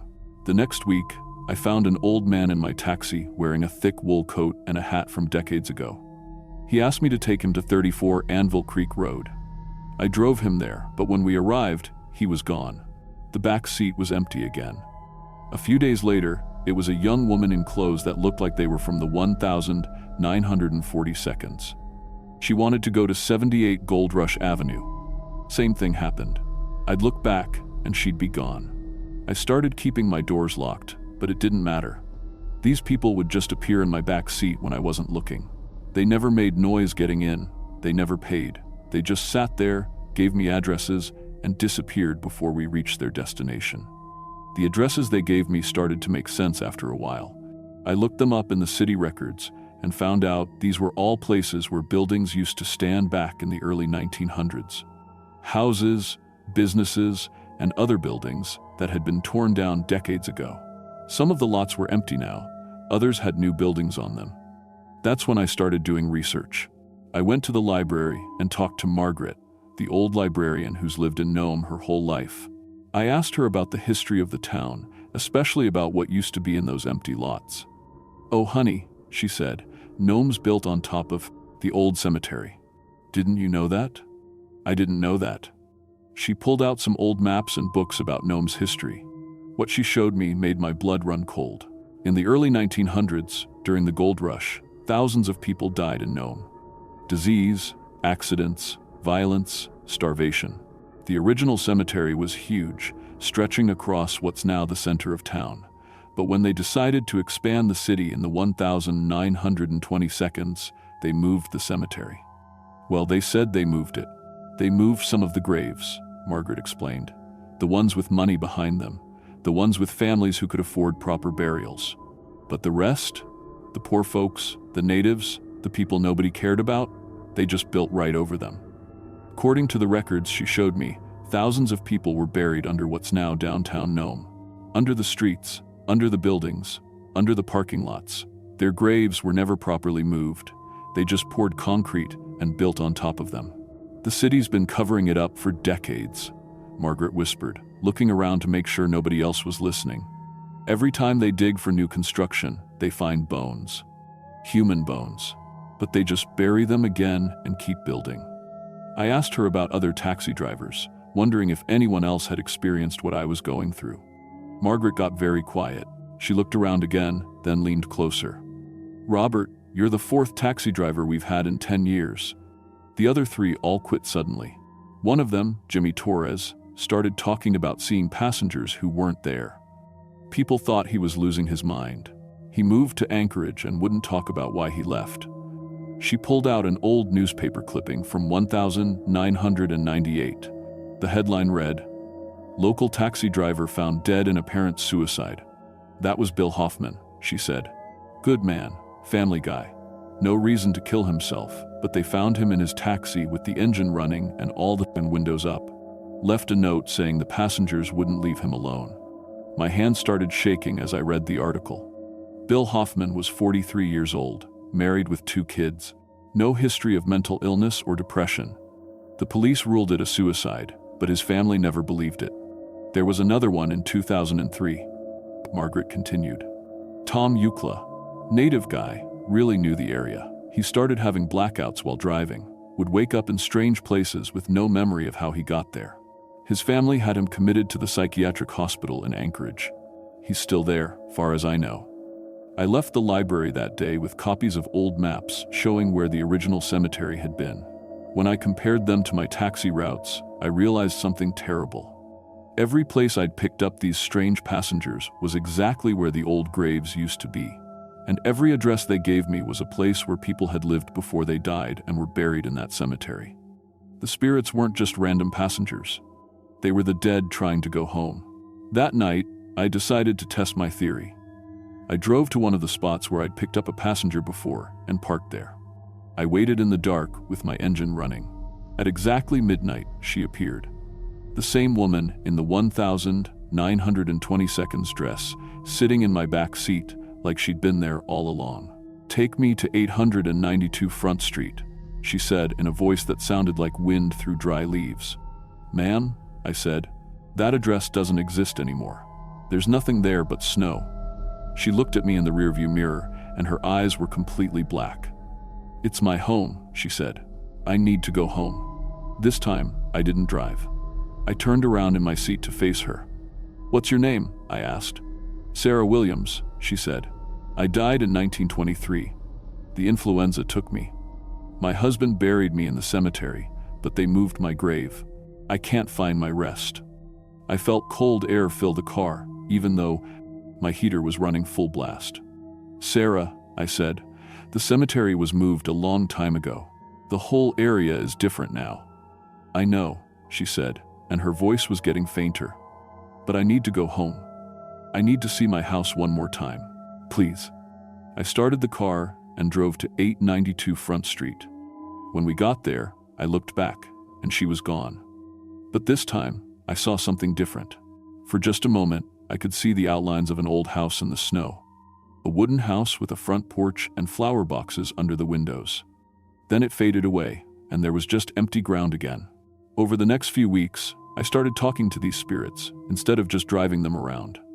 I learned their names, how they died, when they lived. There was Samuel Chen, who died in a mining accident in 1901. Mary Running Bear, a native woman who died of starvation in 1902 when the salmon runs failed.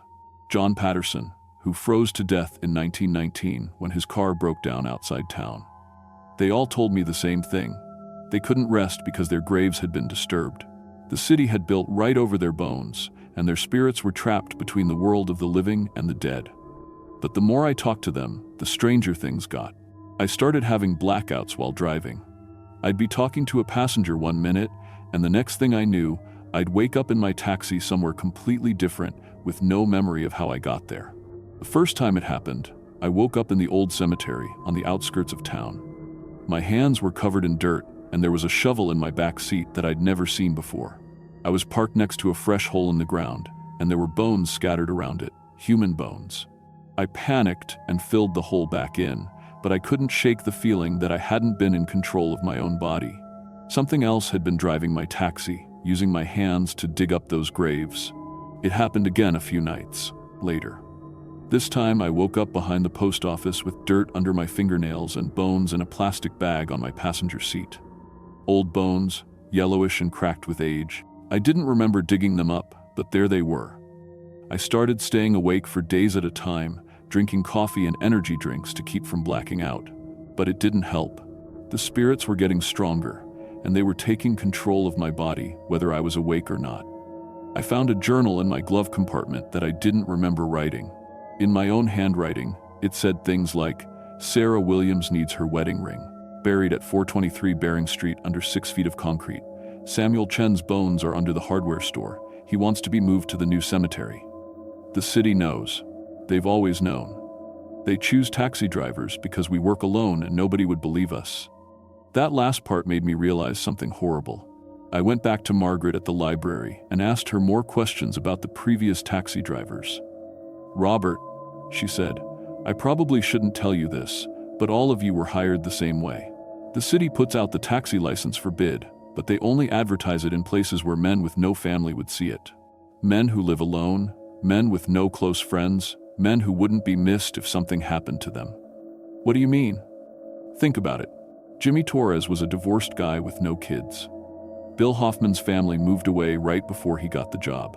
Tom Eucla was estranged from his relatives. And you, Robert, you've got no family in Alaska, no close friends. If you disappeared tomorrow, who would look for you?" She was right. I'd been so focused on surviving after losing my job that I hadn't built any real relationships in Nome. I was the perfect target for whatever was happening to me. That night, I decided to fight back. I drove to the city hall and broke in through a back window. I knew it was illegal, but I needed answers. I searched through file cabinets until I found what I was looking for. There were reports going back to 1965 about incidents involving taxi drivers. Dozens of complaints about drivers acting strangely, having blackouts, digging up construction sites. But every report was marked "no action taken" and signed by the city manager. I found a folder labeled Cemetery Relocation Project 1924. Inside were the original plans for moving the graves, along with cost estimates and contractor bids. But there was also a memo from the city council that made me sick to my stomach. The memo said they decided to only move 200 graves out of the estimated 3,000 inches the cemetery. The rest would be incorporated into the foundation materials of new buildings. They estimated it would save the city $50,000, which was a fortune back in 1924. There were lists of the graves they'd moved and the ones they'd left behind. The moved graves belonged to wealthy white families, business owners, and city officials. The ones they left behind were miners, natives, immigrants, poor people, and anyone else the city didn't think mattered. But the worst part was a note at the bottom of the memo: taxi service contract to be maintained by city to monitor cemetery disturbance incidents. Drivers to be selected from transient population with minimal local connections. They'd been using taxi drivers as a way to deal with the angry spirits for almost 100 years. When the spirits got too active, they'd possess the taxi driver and make him dig up bones or move remains. When the driver got too crazy or started talking too much, they'd either have him committed or he'd kill himself from the stress. I was just the latest in a long line of men they'd sacrificed to keep their secret buried. I took pictures of everything with my phone and copied the files. Then I called the FBI office in Anchorage and told them I had evidence of a federal crime: murder, conspiracy, violation of native burial rights, fraud. The agent I talked to seemed skeptical until I sent him the photos of the documents. 2 days later, federal agents arrived in Nome. I met them at the airport and drove them around town, showing them where the graves were supposed to be and where I'd been digging up bones during my blackouts. I told them everything, even the parts about the spirits, figuring they'd think I was crazy but would still investigate the documents. Agent Sarah Murphy was the lead investigator. She was native Alaskan herself, from a village near Fairbanks, and she understood better than the others what had really happened here. "Robert," she said, "what you're describing sounds like spiritual unrest. In our culture, disturbing graves without proper ceremony causes the spirits to become angry and trapped. You've been helping them try to fix what was done to them." Over the next month, federal investigators tore Nome apart. They brought in ground-penetrating radar and found thousands of unmarked graves under the city. They excavated construction sites and found human remains mixed in with concrete and steel foundations. They discovered that the city government had been covering up the finds for decades, paying off contractors and construction workers to keep quiet. The evidence was overwhelming.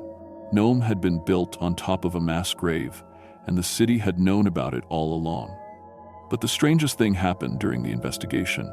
As soon as the federal agents started properly documenting the remains and treating them with respect, my blackouts stopped. The spirits stopped appearing in my taxi. It was like they finally felt heard, like someone in authority was taking their situation seriously. Agent Murphy brought in native elders from around Alaska to perform proper burial ceremonies for the remains they found. They held traditional funerals for people who'd been dead for over 100 years, giving them the respect and peace they'd been denied.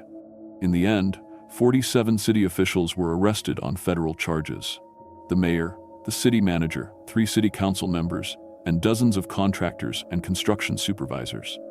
Some of them had been covering up the mass graves for their entire careers. The city was forced to pay $50 million in damages to native communities around Alaska. They had to relocate dozens of buildings and properly rebury all the remains they found. The whole downtown area was basically rebuilt from the ground up. As for me, I stopped driving taxi the day the FBI agents arrived. I couldn't handle being behind the wheel anymore, not after months of waking up in strange places with no memory of how I got there. The possession experiences had messed with my head in ways I'm still dealing with. I work at the new cultural center now, helping native communities research their family histories and locate missing relatives. It's not much pay, but it feels like the right thing to do. Like maybe I can make up for all those years the city used me to keep their secret buried. I still have memory problems from the months when the spirits were taking control of my body. Sometimes I'll be in the middle of a conversation and forget what I was saying. Sometimes I wake up with no memory of the previous day. The doctors in Anchorage say it might be permanent, that spiritual possession can cause lasting brain damage. But the spirits don't visit me anymore. When I drive around Nome now, the back seat of my car stays empty. I think they're finally at rest, now that their bones have been properly buried and their story has been told. If you're ever in Nome, you can visit the memorial they built where the original cemetery used to be. There are 3,247 names carved in black granite, representing all the people whose graves were destroyed when the city was built. Sarah Williams is there, and Samuel Chen, and Mary Running Bear, and all the others who used to ride in my taxi, trying to find their way home. I still think about them sometimes, especially on winter nights when the snow is falling and the wind is howling across the tundra. I wonder if they're really at peace now, or if they're still out there somewhere, waiting for the next lonely taxi driver to help them find their way home. But I hope they're resting easy. They deserve that much. After everything they went through, and everything they put me through to get their story told. These days, Nome has a new taxi service run by a company from Anchorage, professional drivers who work in teams and have regular check-ins with their dispatch. No more lonely men working the night shift by themselves. No more blackouts and mysterious passengers. I guess that's for the best. Some jobs are too dangerous for one person to handle alone, especially when the dead won't stay buried. And sometimes, Late at night when I'm walking home from the cultural center, I swear I can still hear voices on the wind, thanking me for listening, thanking me for helping them find peace. But maybe that's just the memory damage talking. Maybe it's just the wind. Either way, I'm glad their story finally got told, even if it cost me my sanity to tell it.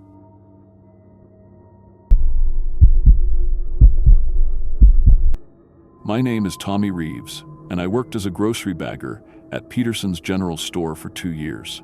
At 16, I was the youngest employee at the only store in Pilot Point, Alaska, INT6, population 68. I'd been bagging groceries, stocking shelves, and helping customers since I was 14. My grandmother got me the job right after my parents died in that plane crash. She said keeping busy would help me deal with the loss. Pilot Point isn't like other places. We're stuck between the mountains and the frozen bay, connected to the outside world by one small airstrip and a radio tower that works when it feels like it. In winter, we're completely cut off for months. The store is the heart of our tiny community. Everyone comes in at least twice a week for supplies. I knew every customer by name, their usual purchases, even their personal problems. Mrs. Chen always bought extra cat food because she fed the strays. Mr. Davidson got the sugar-free cookies because of his diabetes. Working at the store meant knowing everyone's business. I thought I was good at my job. I could pack a bag perfectly, heavy items on bottom, cold stuff together, bread and eggs protected. I memorized where everything went on the shelves. I helped elderly customers carry their groceries to their cars in the snow. Peterson's was more than just a store to me. It was my connection to the only family I had left in this isolated place. My grandmother raised me after the crash. She'd lived in Pilot Point her whole life, born here when it was just a fishing camp. She knew everyone, helped everyone, and everyone trusted her. She made sure I felt safe and cared for, even when I had nightmares about losing my parents. She gave me vitamins every morning to keep me healthy during the long, dark winters. She said the isolation could make people sick if they weren't careful. But what happened during my second winter working at Peterson's changed everything I thought I knew about our quiet little town. What I discovered about the people I'd trusted my whole life still keeps me awake at night. I learned that sometimes the most dangerous monsters are the ones who smile at you every day, who claim they love you, who say they're protecting you while they're destroying your life piece by piece. Peterson's General Store sat at the center of Pilot Point like a wooden fortress against the wilderness. The building was old but solid, thick walls, small windows, and a creaky wooden floor that announced every customer's arrival. The front section held groceries, pharmacy items, and basic household goods. The back section stored bulk supplies, hunting gear, and the big chest freezers full of meat that lasted us through the worst months. I knew every inch of that store. The register system was ancient, no fancy scanners, just price tags and manual entry. The freezer section hummed constantly, working overtime against the Arctic cold seeping through the walls. We had 3 aisles of canned goods, one refrigerated section for dairy and fresh meat, and a small pharmacy counter where people picked up prescription deliveries from Anchorage. My daily routine started at 7 in the morning. I'd unlock the front door, turn on the heat, and check that the freezers hadn't failed overnight. In Pilot Point, losing refrigeration meant losing thousands of dollars of food that couldn't be replaced until the next supply flight. I'd stock shelves with deliveries from the previous day, sweep the floors, and organize the checkout area before Peterson arrived at 8. The customers came in waves. Early morning brought the fishermen buying coffee and sandwiches before heading to the docks. Mid-morning was the elderly residents doing their regular shopping. Afternoons were families with children, and evenings brought working adults picking up dinner supplies. I knew everyone's schedule by heart. But that November, right before the first big storm of winter, I started noticing something weird about the shopping patterns. It began with Mrs. Hendricks, a 72-year-old woman who lived alone in a tiny house near the airstrip. She'd never mentioned having grandchildren, but suddenly she was buying diapers, baby formula, and children's vitamins every week. At first I thought maybe she was helping someone else, maybe a young mother who couldn't make it to the store. But when I offered to help carry her heavy bags, she got nervous and insisted on handling everything herself. She'd stuff the baby supplies into opaque plastic bags and hurry out like she was hiding something. Then I noticed Mr. Petrov doing the same thing. He was 80 years old, lived alone since his wife died, and had no children or grandchildren that anyone knew about. But he started buying baby food, small clothes, and children's medicine. When I asked if he was expecting visitors with kids, he just mumbled something about helping the community and changed the subject. The pattern spread. Mrs. Chen, who I'd known for years as the crazy cat lady, suddenly needed children's blankets and stuffed animals. Mr. Davidson started buying toys and coloring books, along with his diabetic supplies. 7 different elderly customers, all living alone, all suddenly shopping for babies and toddlers. I tried asking my grandmother about it over dinner one night. "Hey, Grandma, have any families moved to town recently? I'm seeing a lot of people buying baby stuff at the store." She paused with her fork halfway to her mouth. Her face went pale, and she set down her food without taking a bite. "Why are you asking about that, Tommy?" "Just curious. Mrs. Hendricks bought formula again today, and I know she doesn't have family visiting." My grandmother stood up quickly, clearing her plate even though she'd barely touched her dinner. "People buy things for all sorts of reasons. It's not your business to wonder about customer purchases. Focus on your own job." Her reaction was strange. My grandmother usually loved discussing town gossip, who was dating who, which family was having money troubles, whose roof needed fixing before winter. But mentioned babies, and she shut down completely. The next week, I started paying closer attention during my shifts. The elderly customers buying baby supplies had something else in common. They all made trips to the old Petrov house on the hill outside town. Ivan Petrov had died 2 years ago, and everyone said the house was abandoned. His nephew inherited it but lived in Anchorage and never visited. But from my position at the store's front window, I could see the hill road clearly. Several times a week, I watched Mrs. Hendricks, Mr. Davidson, Mrs. Chen, and the others drive up that winding path to the supposedly empty house. They always carried bags with them, the same bags I'd helped pack with baby supplies. And sometimes, when the wind was just right and the town was quiet, I swore I could hear crying coming from that direction. The first time I heard the crying clearly was during my closing shift on a Tuesday evening in late November. The store was empty, and I was finishing the daily inventory when a sound drifted through the walls, high-pitched, desperate wailing that definitely wasn't the wind. I stepped outside into the bitter cold and listened.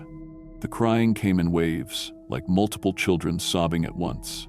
It was coming from the direction of the Petrov house, carried down the hill by the Arctic wind. The sound made my stomach twist. Something was very wrong. I grabbed the binoculars Peterson kept behind the counter for watching the airstrip and focused on the old house. Most of the windows were dark, but I could see a faint yellow glow coming from what looked like the basement level. The light flickered like candles or oil lamps, not electric bulbs. The crying stopped as suddenly as it had started, leaving only the howling wind and the distant crash of waves against the frozen shore. I stood in the doorway for 10 more minutes, watching that house, but saw nothing else unusual.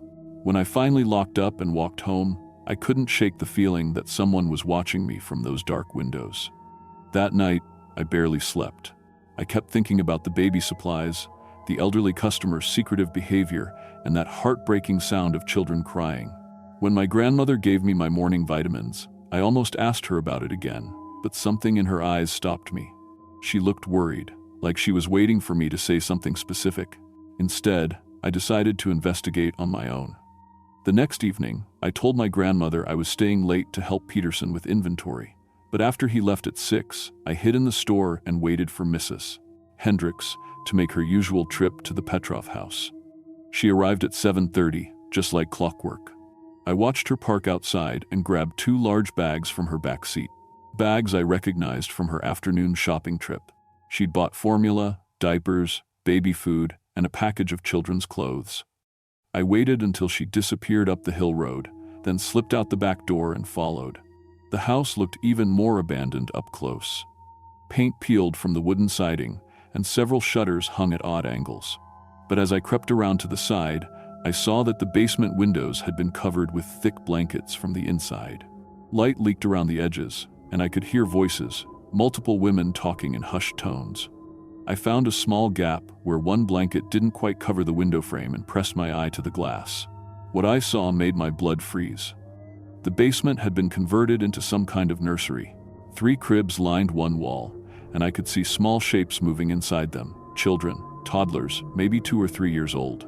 5 elderly women I recognized from the store moved between the cribs, changing diapers, feeding bottles to the kids, and speaking in gentle voices. But the children looked wrong. They were too thin, too pale, and their eyes held a glazed, confused expression that reminded me of sick animals. When Mrs.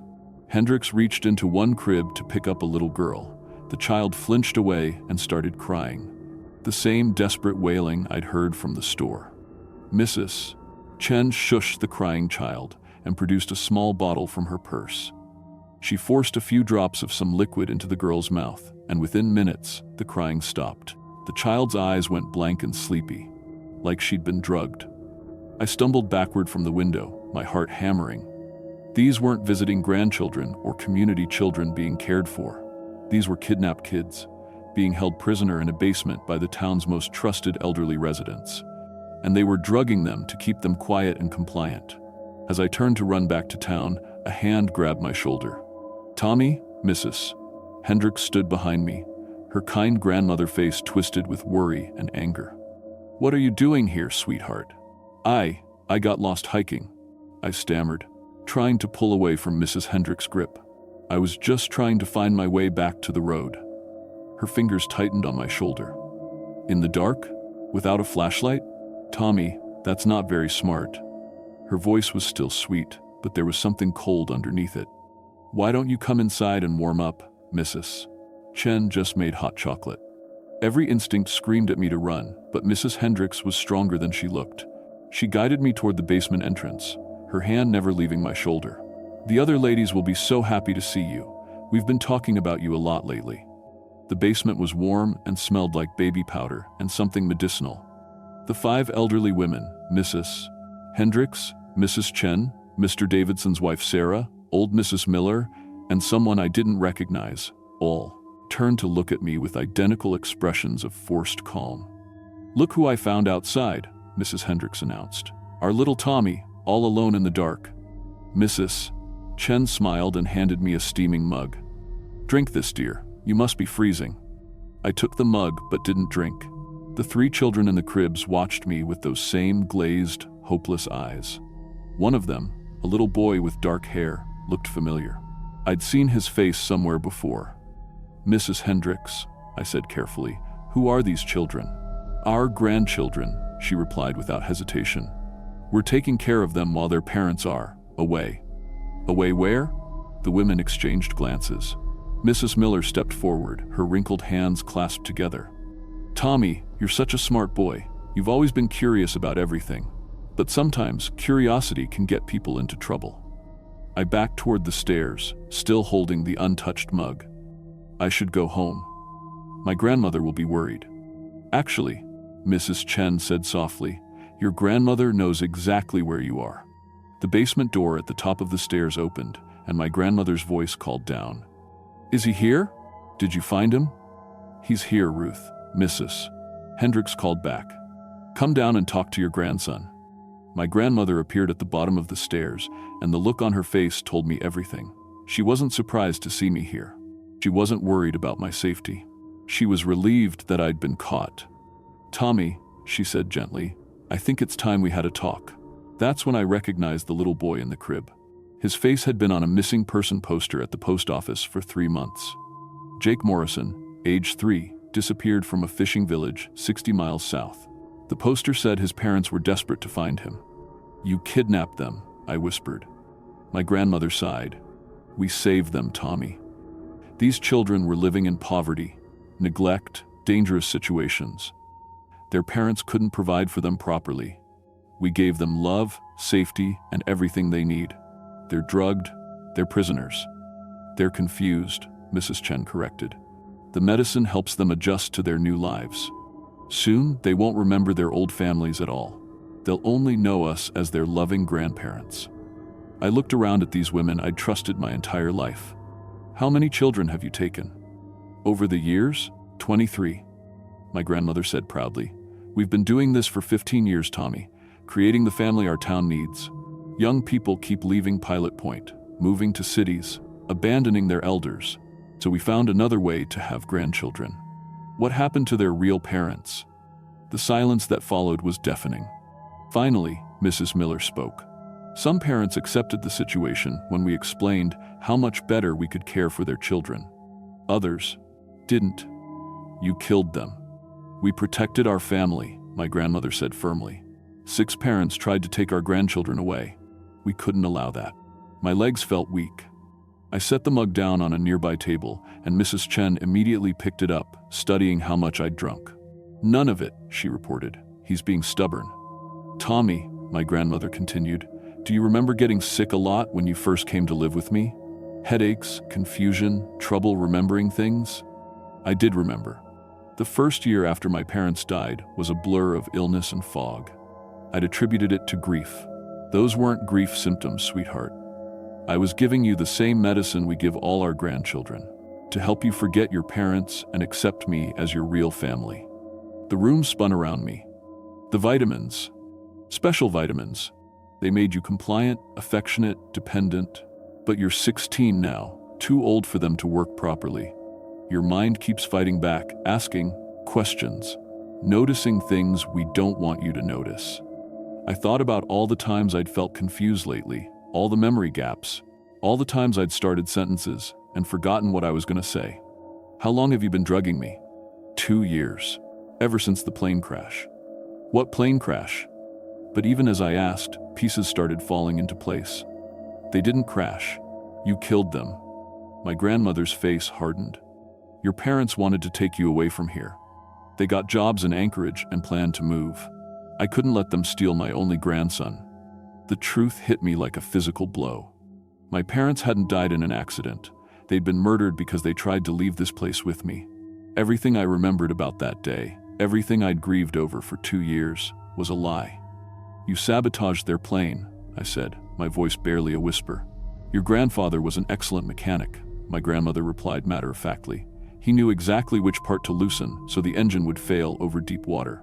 Quick, painless, no evidence. I started backing toward the stairs again, but Mrs. Hendricks moved to block my path. Tommy, you need to understand. We did this because we love you, all of us. Every person over 60 in this town has been caring for you, protecting you, making sure you stayed healthy and happy. By drugging me, by making me forget my own parents, by giving you a better family, Mrs. Chen insisted. Look at these beautiful children. They're happy now. They don't remember their old lives of poverty and neglect. In a few years, they'll be grateful for what we've done. I looked at the 3 toddlers in their cribs. They weren't happy. They were broken, their spirits crushed by months of drugs and psychological manipulation. The little girl who'd been crying earlier sat motionless now, staring at nothing with empty eyes.